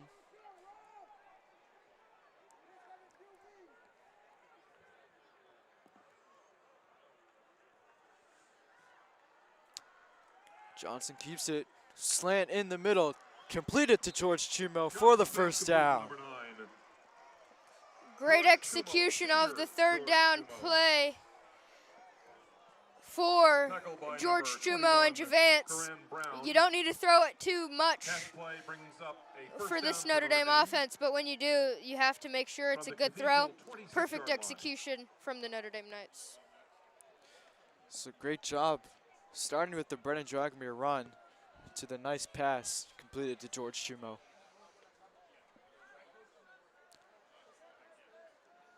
Johnson handoff to Micah McGavin, finds a hole, cuts inside, has some speed, has an opening, touchdown Notre Dame! Touchdown Micah McGavin, second touchdown of the game. You just can't leave that much of a hole open when you have Micah McGavin as your opposing running back. Big blow for the Cathedral Phantoms, but Notre Dame For the score, extending this lead more and more. A Zachary May. theme for the Knights this year has been keeping it close at halftime, but really not keeping it close, I guess, in the second half. But so far, it's been the opposite. So far, Knights are kind of pulling away with this. The energy of the home field advantage in the homecoming game really has shown, and as a good advantage for the Notre Dame Knights, and probably one of the reasons why they haven't slowed down after halftime. And so there's another flag, it looked like, on the point after attempt. But either way, Zachary May is going to kick. Good snap, good hold, good kick. 24-7 with 4.5 minutes left in the third quarter. Notre Dame up 24-7. Zachary May having quite the senior night. He's been perfect in his PAT attempts and perfect in the field goal.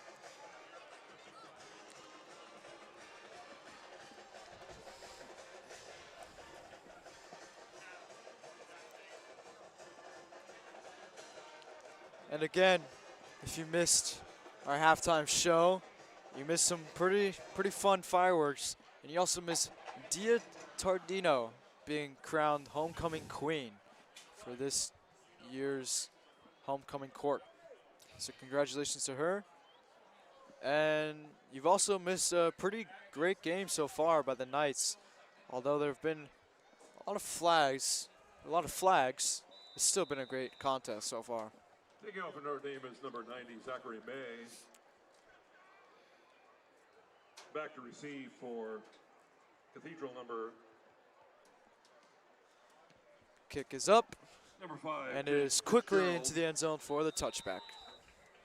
Ball bounces into the end zone. No deposit, no return.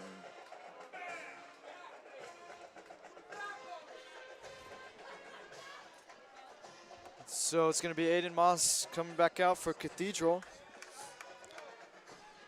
And his team has quickly become down 3 scores after the start of this start of the second half, pardon me.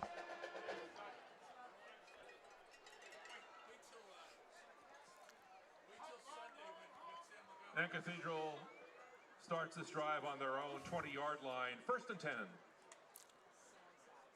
Moss hands it up the middle. This time to Jaden Moore. Ball carrier number Gets a 9, few yards on Jaden the game. Moore. Brought down by Davis Cooper. Davis Cooper, I was worried he was going to get a holding call, 4-yard but gain on the play. it was a legal tackle, so good way to avoid a tough blow for the Knights. Moss drops back. Quick pass to number 17, Ramon Galvez. Looks like the ball's gonna be placed just at the first down marker, and they're gonna call it a first down. So first down, Cathedral. Brought down by Davis Cooper. Pass play is enough for a Cathedral first down. 1st and 10 from the 30-yard line.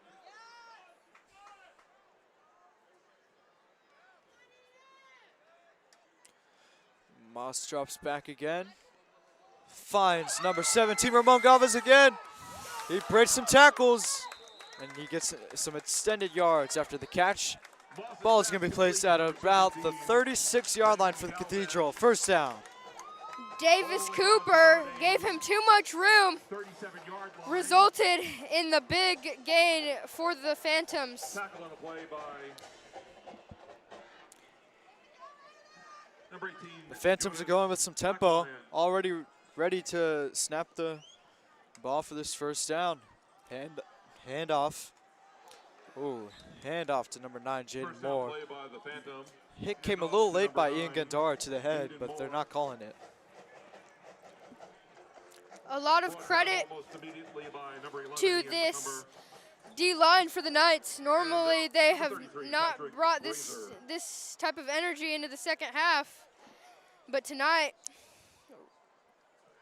KJ Royal and Samson Malou for the Phantom. have done a great job of containing the run. Play action pass. Looks like Aiden Moss wanted the pass intended for number 17, Ramon Galvez, Moss's pass but the incomplete, pressure intended came for by Kyle Ramon Lee for the Galvez. Knights.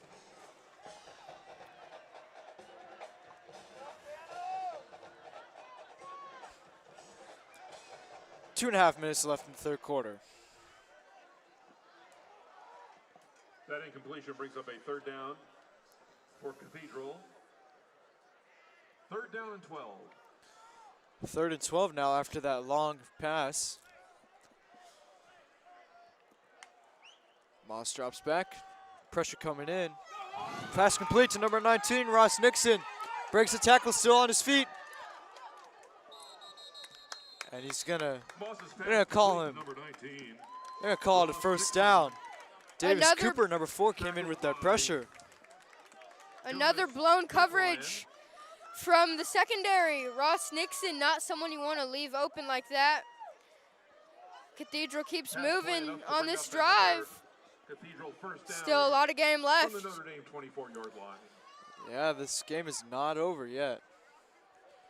Looks like Davis Cooper is a little shaken off after that play. He did come in with the pressure on Moss, forcing him to pass it quickly to Ross Nixon. In the end, first down though.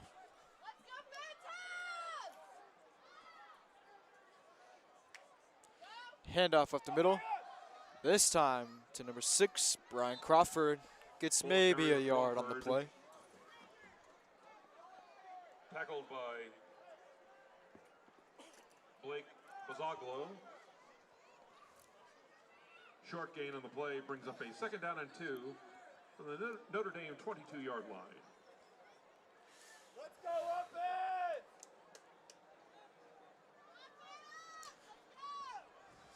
It's Aiden Moss in the backfield. Minute 20 seconds left. Knocking on the door. Looks quickly in and out of the hands of number 11, Xavier Jordan. Intended for Xavier Jordan. Xavier Jordan doesn't normally do that, but those butterfingers are gonna stick with him when he's 3rd down and 8. all night long, especially if it comes down to a close game. He's gonna be on himself for that one. 3rd and 8 now for Moss and the Phantoms. Moss rolls to his right, goes for Xavier Jordan again. This time it is incomplete, broken up by Chauncey Anderson. 4th down. Great coverage by Chauncey Anderson.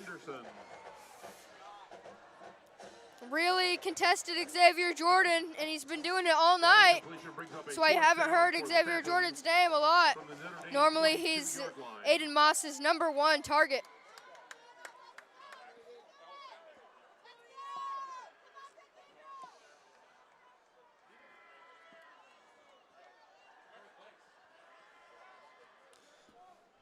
Fourth down now. Bad snap. Moss gets it, rolls out of pressure. Knights are chasing him. He gets hit when he is out of bounds. Not enough for a first down, though. There is a flag on the play.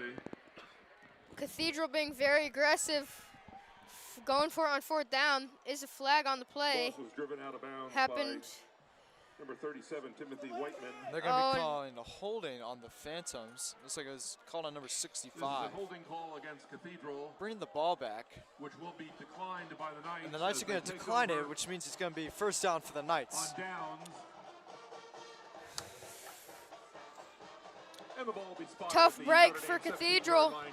1st and 10 Knights. Penalties can make or break this game, and we've seen that tonight. Rough blow for the offense of the Phantoms.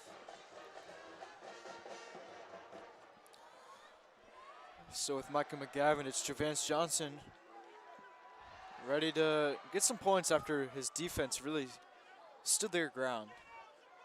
Johnson drops back, throws it deep for Mekhi Brown, and it is overthrown. Javance Johnson's pass intended for A big Mekhi pass, not Brown, one you incomplete. see often from this offense. Just a miscommunication between Javance and Micah. 55 seconds left in this third quarter. Very good third quarter for the Knights. Shutting Cathedral to 0 points so far and scoring 14 of their own. Johnson hands off to McGavin. McGavin is stuffed, goes nowhere. This time brought down by number 44, Isaac Estrada. Great way of McGavin, the ball carrier, brought down in the continuing backfield by number 44. to Isaac contain the Estrada. run. They've done a great job of it all night. Now 3rd down and 14. And from now their own the Knights are in a 13-yard rough line. spot. 3rd and 14. Do you go to the pass again? –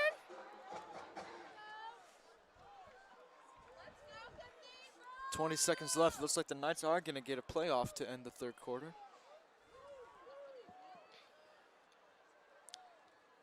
Low snap for Javance Johnson. Throws it deep. And it is incomplete. Looks like it was intended for number 6, Nathaniel Johnson's pass James. intended 4th for down. James. Pass Close incomplete. play there. Defending play number Jaden 9, Moore Jaden was Moore. there, though. Good way to That'll get bring your up a hands 4th down for Notre Dame. and deflect the pass by Jaden Moore. Dropping back in punt formation is number 90, Zachary May. So Zachary May is out there to punt. Receiving And number for 9, Jaden Cathedral Moore is is in the number backfield 9. for Cathedral. Jaden Moore.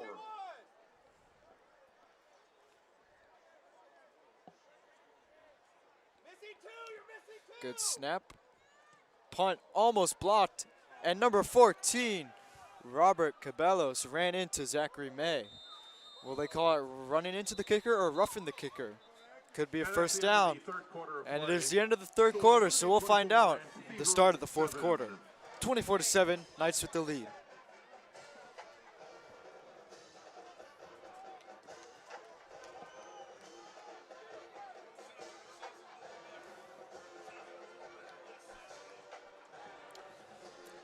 Max, what did the Knights do well to gain the lead, gain the extended lead in this third quarter? The defense has really stepped up.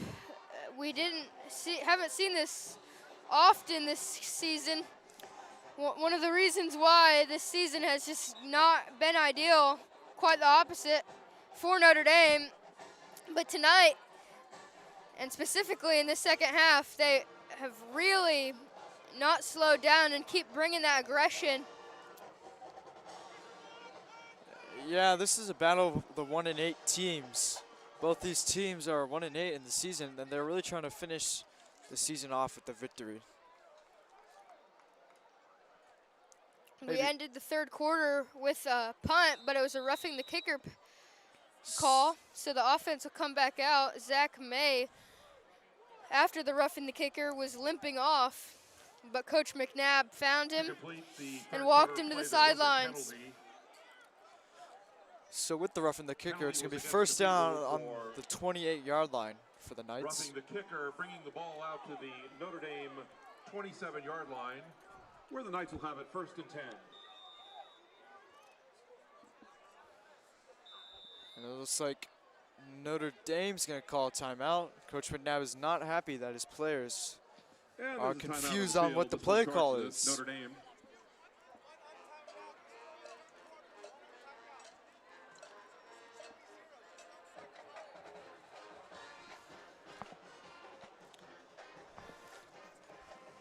Quarter hasn't even started yet, and the Knights are already using one of their timeouts. Both teams having 2 timeouts left. Could become crucial if Cathedral is to make a comeback.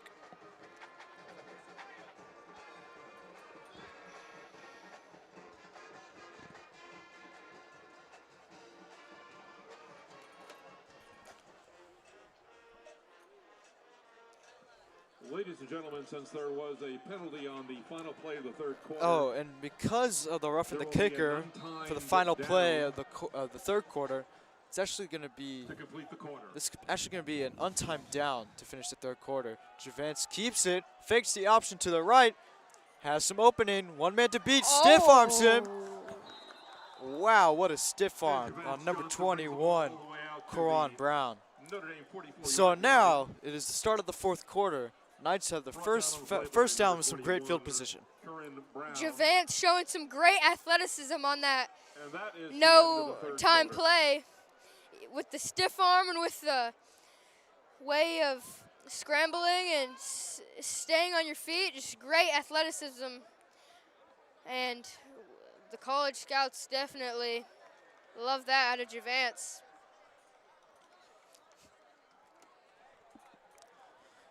So now it is officially the start of the fourth quarter. Both quarterbacks have played well. Just been about the defenses so far.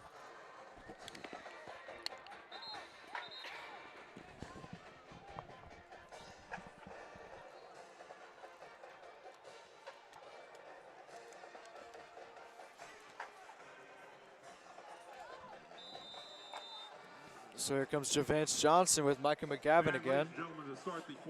Ball on the 44-yard line, first down.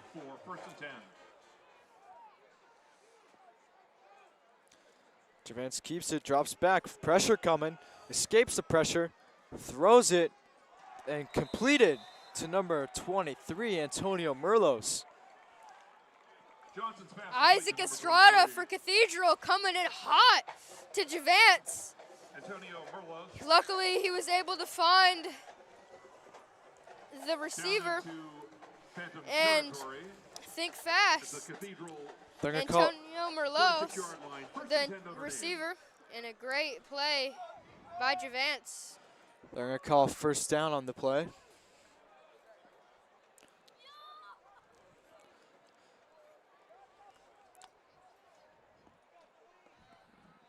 Johnson with the nice hard count draws multiple Phantoms offside. First and 5 now.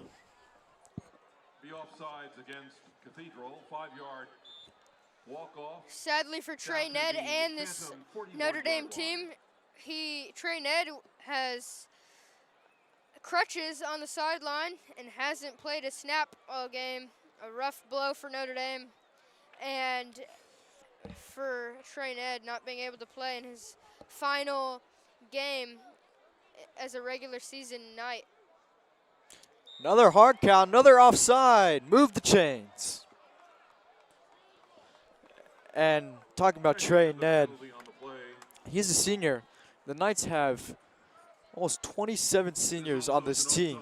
Huge blow for the Knights, losing a lot of skilled position players. And that's enough for a Notre Dame first down. 1st and 10. Luckily for them, Javance and Wyatt Becker will both be playing next season. Javance's senior year, looking to be better than his junior year. He wasn't bad necessarily, but the 1-8 record, looking to be 2-8 record. Another hard count, another offside. Knights are getting some free yardage. And with that, Cathedral's going to call a timeout. Talk about not jumping offsides. And there's a penalty on that play. These are the kind of mistakes that Now make the you timeout have to starts run to laps Cathedral. during practice, and the Cathedral defense, man, not communicating well enough. 3 consecutive offsides calls, giving free yards to the Knights. Can't be doing that. Yeah, and Cathedral, this game hasn't really gone their way, so then maybe they're ticked off. They want to get to that quarterback. And with that, they want to get a good head start, but their head start is an illegal head start. Great hard counts by Javance Johnson.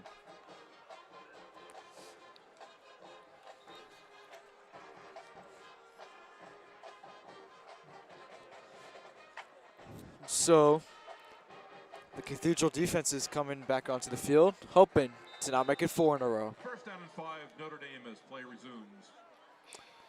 Javance, quick snap, looking deep, finds Chris Beckham, but it is incomplete. Pass intended for number 10, Christian Beckham. Chris Beckham gonna have that one in his nightmares. It was right in between his hands, but he couldn't come down with it. Luckily, Notre Dame has the insurance and the big lead for that not to be a crucial matter. However, they still want to put the dagger in this one. And plus with the offsides, it's 2nd and 5. Ooh, a little movement. Handoff to Michael McGavin. Goes up the middle. Still on his feet. Breaks a tackle. And gets flipped around. Well into the red zone. 1st down, Michael McGavin. 1st down, Knights. All of the receivers for the Knights were lined up on the top side of the field. And that leaves a big hole for Micah McGavin just to abuse. A good gain for the Knights, getting inside to the 15. Notre Dame first down from the Cathedral 10-yard line, 14-yard line. So 1st and 10 now on Cathedral's 14-yard line with 9 minutes left in the game. Handoff to McGavin again. This time goes left. Cuts back in. Nice gain of about 7. Little pushing and shoving by Chris Beckham at number 14, Robert Caballos, but there is a flag, and it looks like they're going to call them for pushing and shoving. Probably unnecessary roughness, but 2 different flags. One happened during the play and then one after. It's going to be one flag is going to be holding on the offense. The other flag is going to be on Chris Beckham again for unsportsmanlike combat. So the Knights are just going to be walking back now.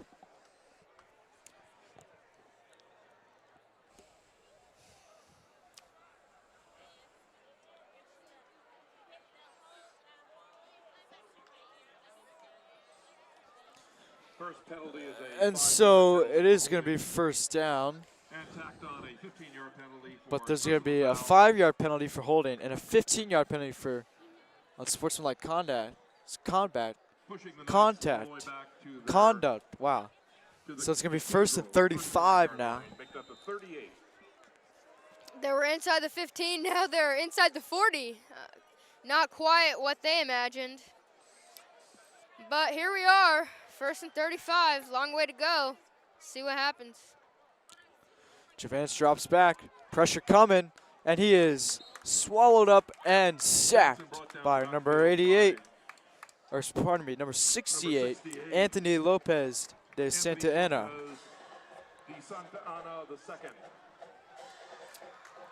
The chains, or the line of scrimmage just keeps moving back for the Knights. good job of pressuring by the D-line for Cathedral. Second down and 41. 2nd and 41, long way to go.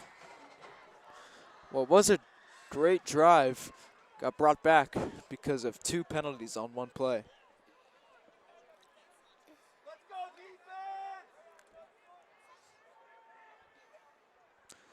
defense! Play action pass. Javance rolls to his left. He's going to keep it, getting some yardage back. Gets pushed out of bounds at around the 30-yard line. Forced out of bounds by Jaden Moore. Anthony Lopez de Santa Ana, the leading rusher, providing the most pressure for Javance, leading to that scramble. But it's still 3rd and 27.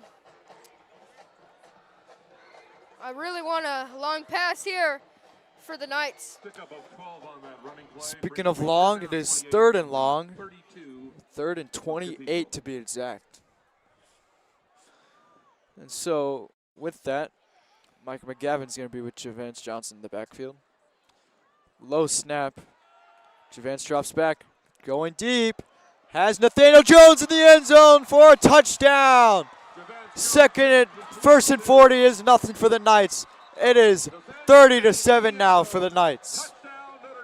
A big play for the Knights on the 3rd and 28.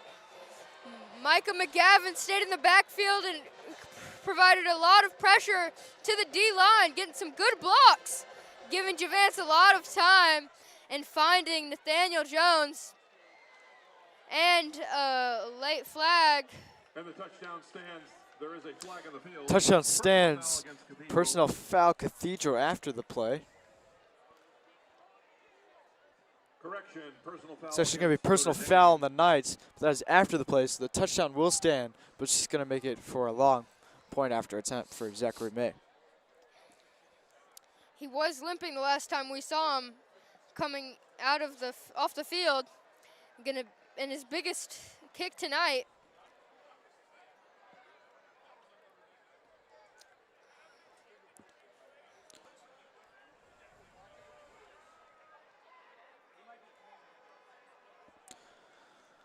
Still some chatter about what this penalty is.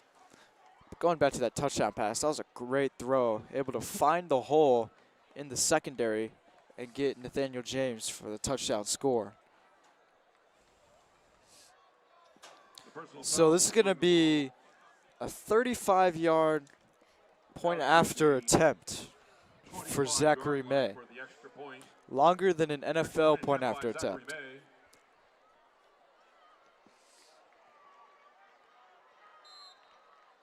Cathedral has a man around the 5-yard line in case this one goes pretty short. Good snap, good hold, kick is up, and it is good with plenty of leg left. 31-7 with 8 minutes left. Knights have the lead. A great kick by Zachary May gives the End Zone Club a souvenir. What a night for Zach May. He's going to be taking off the Notre Dame uniform for one last time, remembering a remarkable night of PAT attempts and field goals.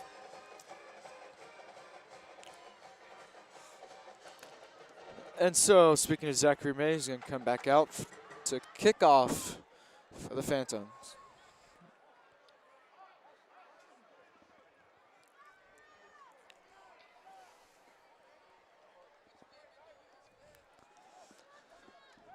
For the Knights, 8 minutes left in the last home game. Last football game of the year. Regular season football game. And number 9, Jaden Moore.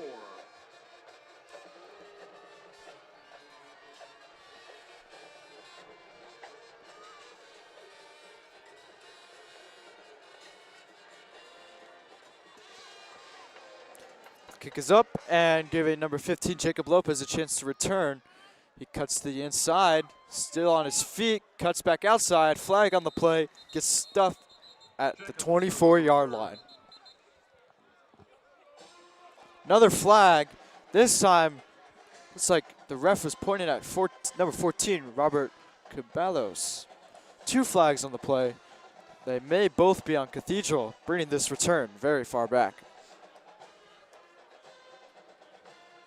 There is a flag on the play during the return.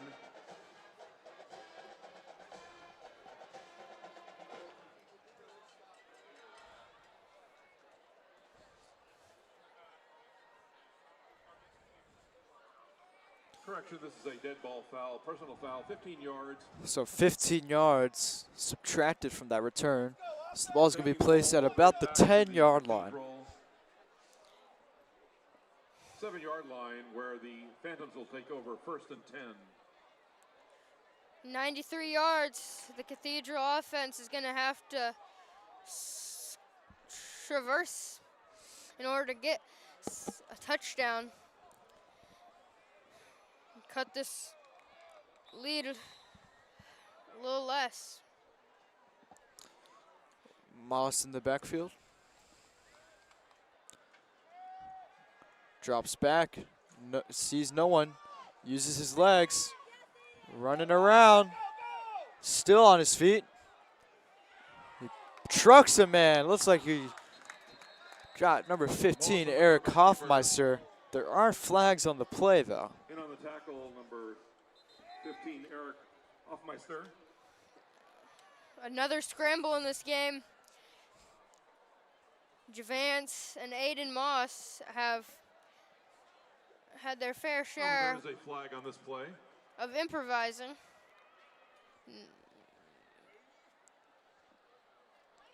Ramon Galvez didn't get open in time. This penalty is against And Anthem. he scrambled and Great run by Moss. Gets brought back, though, because of really unnecessary penalties by the Phantoms. it's been happening all night for them. Definitely some frustration from Anthony Jefferson, the head coach of Cathedral.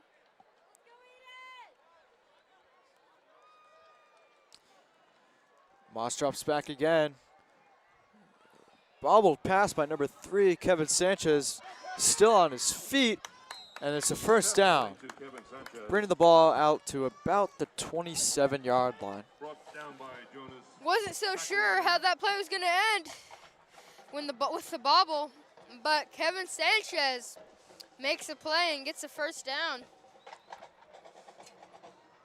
Good play call. We haven't seen a lot of empty formation tonight on both teams. That run was enough Running for back a has really Phantom helped first down. 1st and 10. block for both sides. Moss drops back, looking for his options, has plenty of time. This time gets it back to number 3, Kevin Sanchez, for about 2 yards. He was looking for something longer, but didn't have Moss's pass complete to Kevin the Sanchez. room to do it. Forced out of bounds Finds by Kevin number Sanchez as a 22, backup option. Thomas Gets some Gutierrez. yards.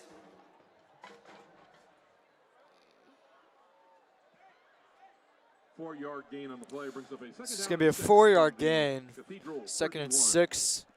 6 minutes and 40 seconds left. And the homecoming game. Kyle Lee coming off the edge for Notre Dame. Motion the receiver. Looks like there's going to be a flag on the play, and it's going to be a false start by Cathedral.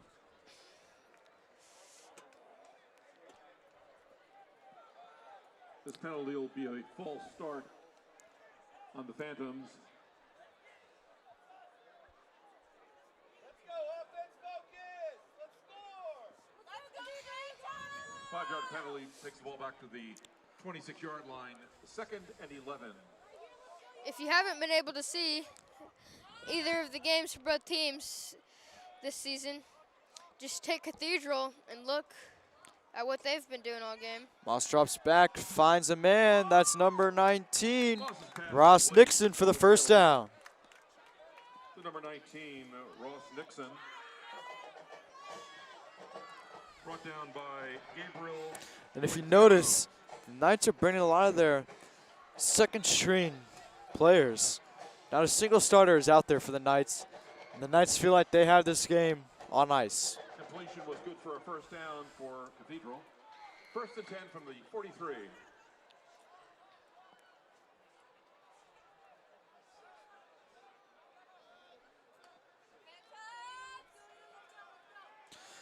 Hand in his face, Moss lets it rip downfield. Intended for number 11, Xavier Jordan. Flag on the play, double coverage, there's a flag. Probably PI on Notre Dame. Xavier Jordan, there is a flag. I don't think I saw one of the. Call goes against Notre Dame for pass interference. Yep. So they are going to call pass interference on that play. And that penalty takes the ball into Notre Dame territory at the 41-yard line. 1st and 10 Phantoms. A sloppy fourth quarter for both teams. The flags really get into them.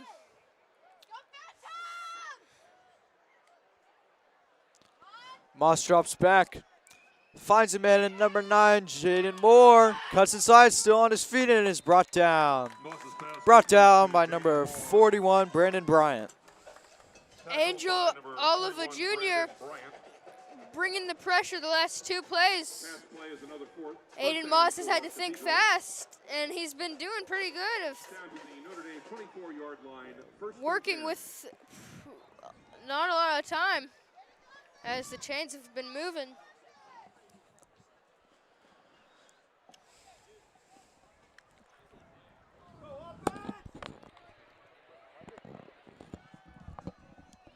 Moss escapes pressure to the right. He's brought down for a solid gain of about 8.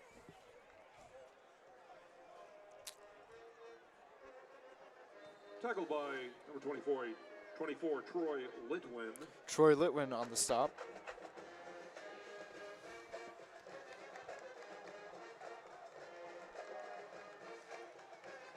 Pickup of 8 on the play down to the Notre Dame 17, 2nd and 2. So 2nd and 2 now, 5 minutes left in this contest. Knights have all but won this game.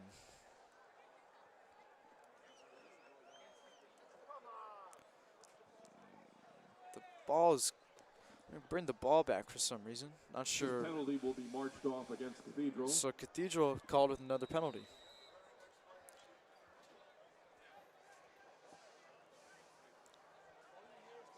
Personal foul against the Phantoms, face mask penalty. So they're calling it a face mask, an offensive face mask, something you don't see very often.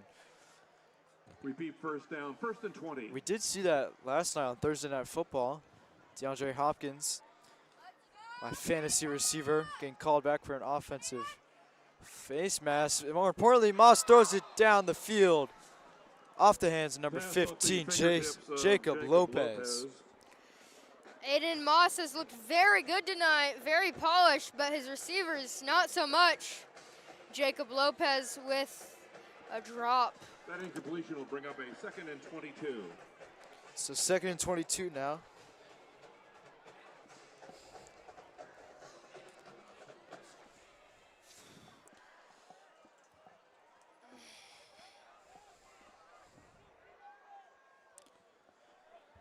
Second and 22. Moss in the backfield. Moss gets the snap, rolls to his left. Finds a man in number 17, Ramon Galvez, but that pass is overshot and incomplete. Good job from Cameron Craven with making it hard for Aiden Moss.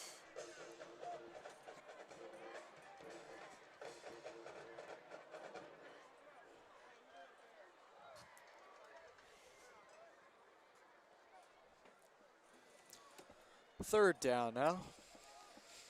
That face mask call is really going to come back to bite them if they can't convert right here. Moss drops back. Timothy Whiteman coming with the pressure. Moss escapes, rolls to his right, and finds Ramon Moss is complete on the Galvez, sideline. who's pushed out of bounds. The number 17, Fourth down. Raymond Galvez. Pushed out of bounds by Notre Dame's Thomas Gutierrez. Thomas Gutierrez on the stop.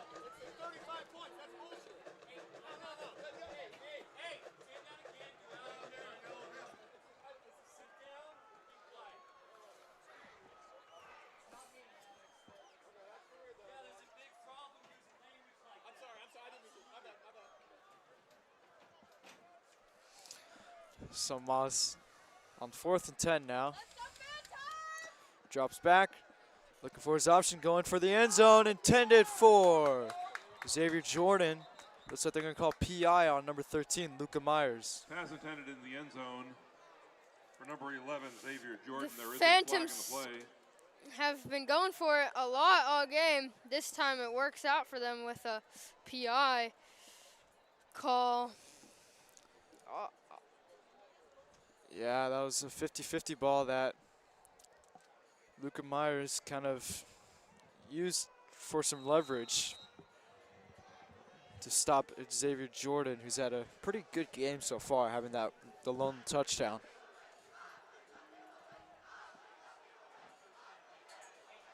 Penalty takes it all the way down to the 13-yard line. 1st and 10, Cathedral.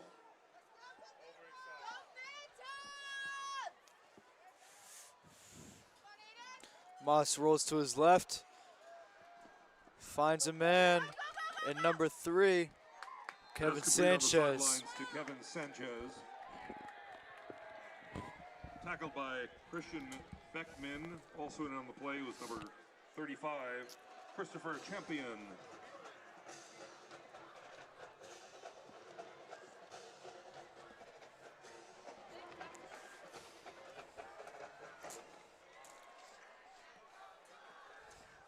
Ball resting on the 9-yard line. 2nd and 6. 2nd and 6 now for Moss and the Phantoms. Let's go, Cathedral! Moss rolls to his right. Finds a man again to Kevin Sanchez. Kevin Sanchez cuts up the field, and he's not going to make it into the end zone. Just short. 1st down, though. Flag Pass on the complete play as well. sidelines to Kevin Sanchez. Flag on the Phantoms. Flag on the play.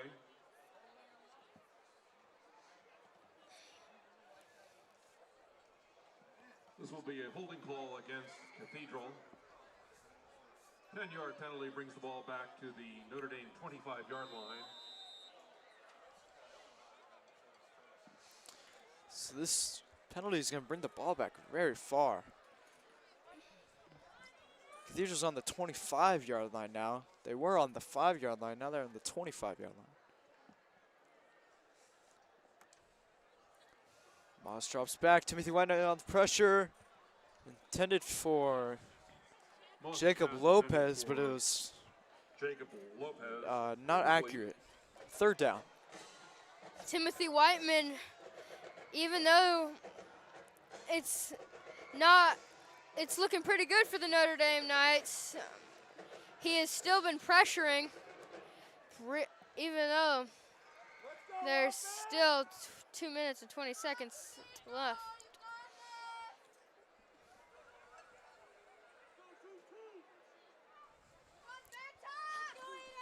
Moss drops back. Pressure coming. Rolls up the middle. He's trying to escape the pressure. He gets to about the Quarterback keeper. 20 or the 15-yard Ball's line. brought down 4th by- down. 2 minutes left. Could be the final offensive play of Up by Cathedral's 30. season right here.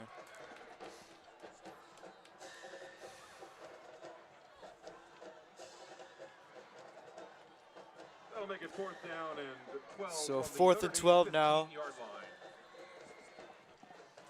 line. Timeout on the play. Cathedral's going to call a timeout And and there's a timeout on the field. try and make sure they Timeout have charged to a right Cathedral. play for what could be the final offensive play of their season. So Max, Notre Dame has won this game. What have they done exceptionally well to stop Cathedral's offense? their defense has been able to keep the pressure going. We haven't seen a lot of passes here. Aiden Moss hasn't passed the ball a lot. A lot of that is, too, he doesn't have a lot of time in the pocket, thanks to the defensive line of the Knights. The secondary hasn't looked their best, though. When they do pass a run, they get some yards because they don't attack early enough. But they've still been only holding them to the one touchdown, and that one touchdown was early in the game, like in their second drive of the first quarter. 15-yard line. 4th and 12. So on the Notre Dame 15-yard line, it's 4th and 12 for Cathedral. Moss in the backfield with Jacob Moore. Moss drops back. Blitz coming. Finds a man. That's Jacob Moore, the running back. Dives in, and it's a touchdown. Aiden Moss. Touchdown to number 9, Jacob Moore. 31-13, Notre Dame. Jaden Moore did a great job of finding a hole, and Aiden Moss has the great football IQ to find him and get the touchdown. Minute and 40 seconds left. Number 47, Jaden Espadas, in for the extra point. Holding for another flag on the play.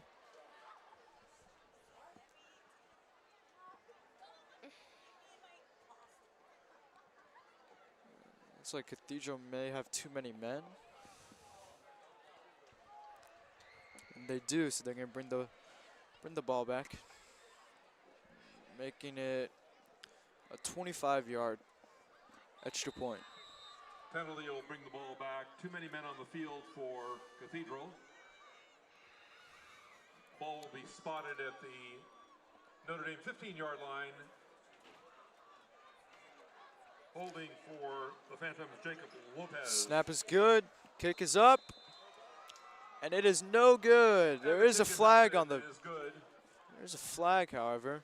Looks like the Knights may have ran in or roughed the kicker. No good. However, there is a flag on the play.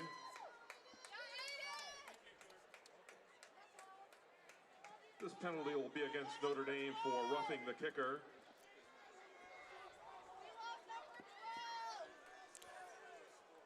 So with the penalty, it's going to make it short field position for the Phantoms. So they're going to bring Aiden Moss back onto the field and go for 2.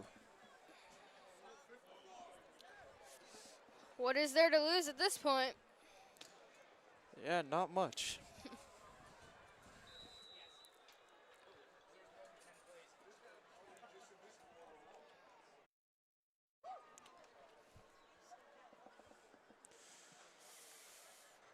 Interesting formation. They have number 65, Emmanuel Maliota Afa, in at fullback. They're going to hand it off to him, and you can't stop that. Gets the 2-point conversion. Nice play call. I-4 formation with the finding of the D tackle, Emmanuel Malota Afa. A nice way and Cathedral 15. To tribute to the senior. And hey, not many defensive tackles can say they got a 2-point conversion on their last game in high school.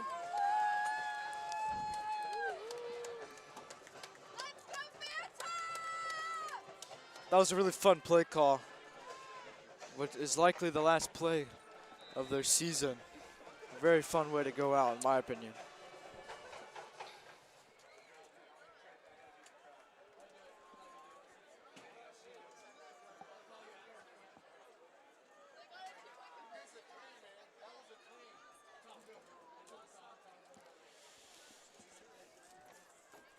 Number 47, Jaden Espadas, in to kick off for Cathedral.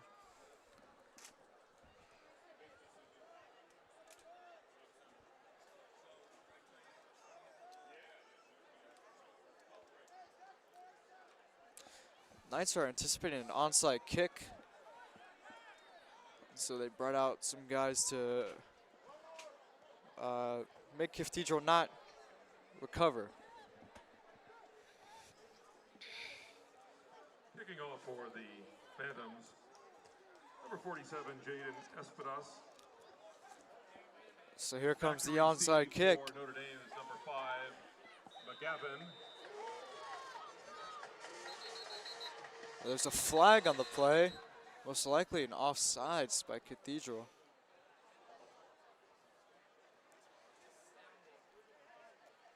Onside kick didn't work in Cathedral's favor anyway, so.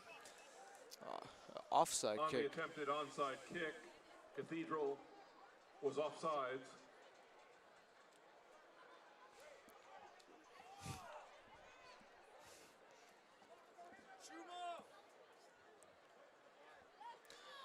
So they're going to retry the onside kick. Cathedral 35.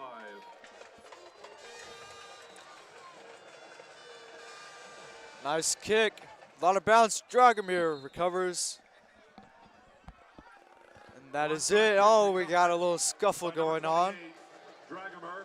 Oh, and we got some pushing and shoving in this game so far. This is getting ugly.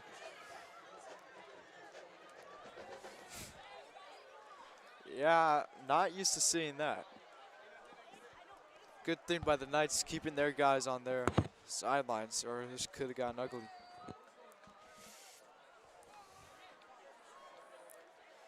This is ending dirty, but I guess you could say they're leaving it all out there. Making it difficult for the rest tonight, though. That's what happens when you lose your last game of the year after a disappointing season.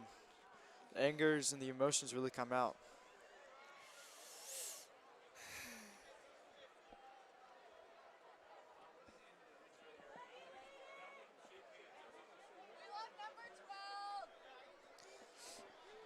So really just a weird feeling right now. I wonder what the refs are gonna call. Someone just got ejected. I think it was the. So it looks like a player on each side got ejected from the game. Flags on the play, resulting in offsetting penalties. Penalties do offset. The Knights do have the ball anyway.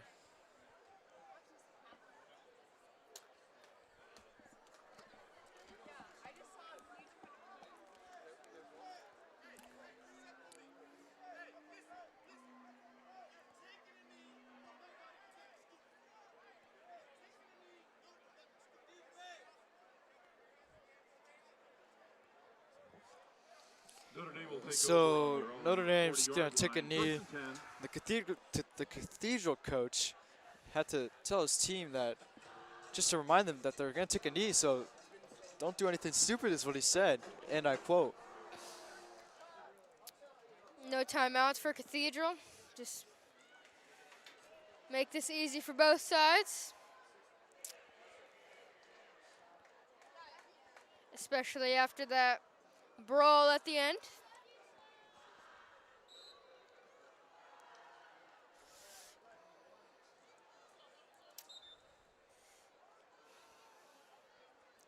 But Duke, it was quite the season for the Notre Dame Knights. Yeah, a lot to look forward to next year. They do, however, lose a lot of seniors, but keeping their quarterbacks is really the key, and that's something that you want to build around. You'd rather build around a quarterback than build around a couple of receivers.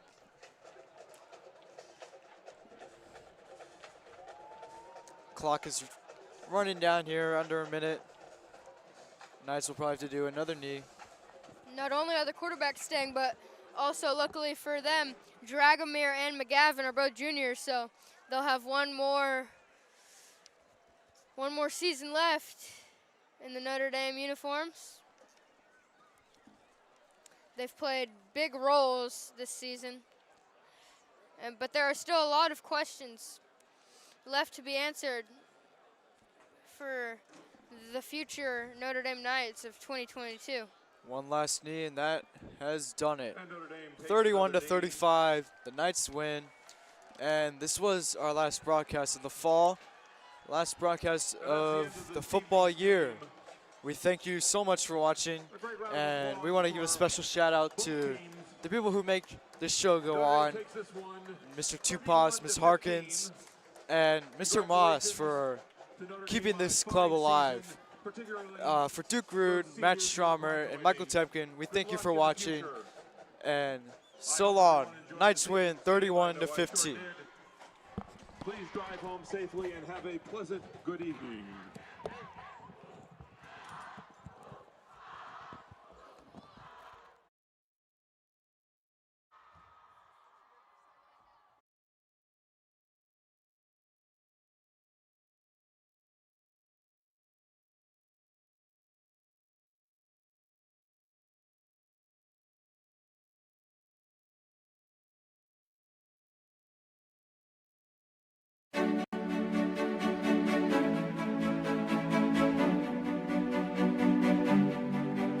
Hi, my name is Evelyn Baldwin. I run cross country and track and field and play lacrosse. I'm also captain of the triathlon team and the mock trial team, and I'm senior class president. Thank you to everyone who nominated me. Love you all. Bye. Hi, I'm Kira Bowley. I'm student body vice president, president of the DO's Youth Club, and co-president of the Art Now Club. Thank you so much to everyone who nominated me for Homecoming Queen. Go Knights. Hi guys, I'm Jan Carl Mendoza. I'm a part of Christian Leaders, ASB, the Spirit Team, and I'm co-president of the French Club. Thank you so much for nominating me for Homecoming Queen. Hi, I'm Jules Rojas. I'm a Moreau mentor, an ambassador, and a member of ND Castle. Thank you to everyone for nominating me for Homecoming Queen. Go Knights. Hi, I'm Dio Tardino. I'm a part of band, theater, and lacrosse. I want to thank everyone who nominated me and my parents for everything. Thank you, go Knights, and good luck to everyone else. Hey Knights, I'm Anthony Ezike, Varsity Dance Captain, Vice President of Senior Class in VSU, and I couldn't be more honored to be nominated to be your 2021 Homecoming King. Thank you so much to all my friends and family for getting me here, and shout out to NDTV, and good luck to the rest of my court members. Mwah. Alright everyone, my name is Justin Ho. I play basketball and also give motivational speeches in the cafeteria. Just want to say thank you guys for nominating me, and go Knights. Hi guys, it's Jack Pearson. I play volleyball. I'm the co-president of the environmental club. I'm in choir. I just want to say thank you guys so much for nominating me. Go Knights. Hey Knights, I'm Abby Rutt. Thank you so much for nominating me as the first girl for Homecoming King. I am in ASB Ambassadors, Moreau Mentors. I am co-president of the Pride Club. And thank you so much to everyone who voted for me, and let's make history. Hey Knights, it's Joey Sanrico. I play football, track and field, and do Moreau Mentors, and I'm honored to be nominated for Homecoming King. Thank you guys.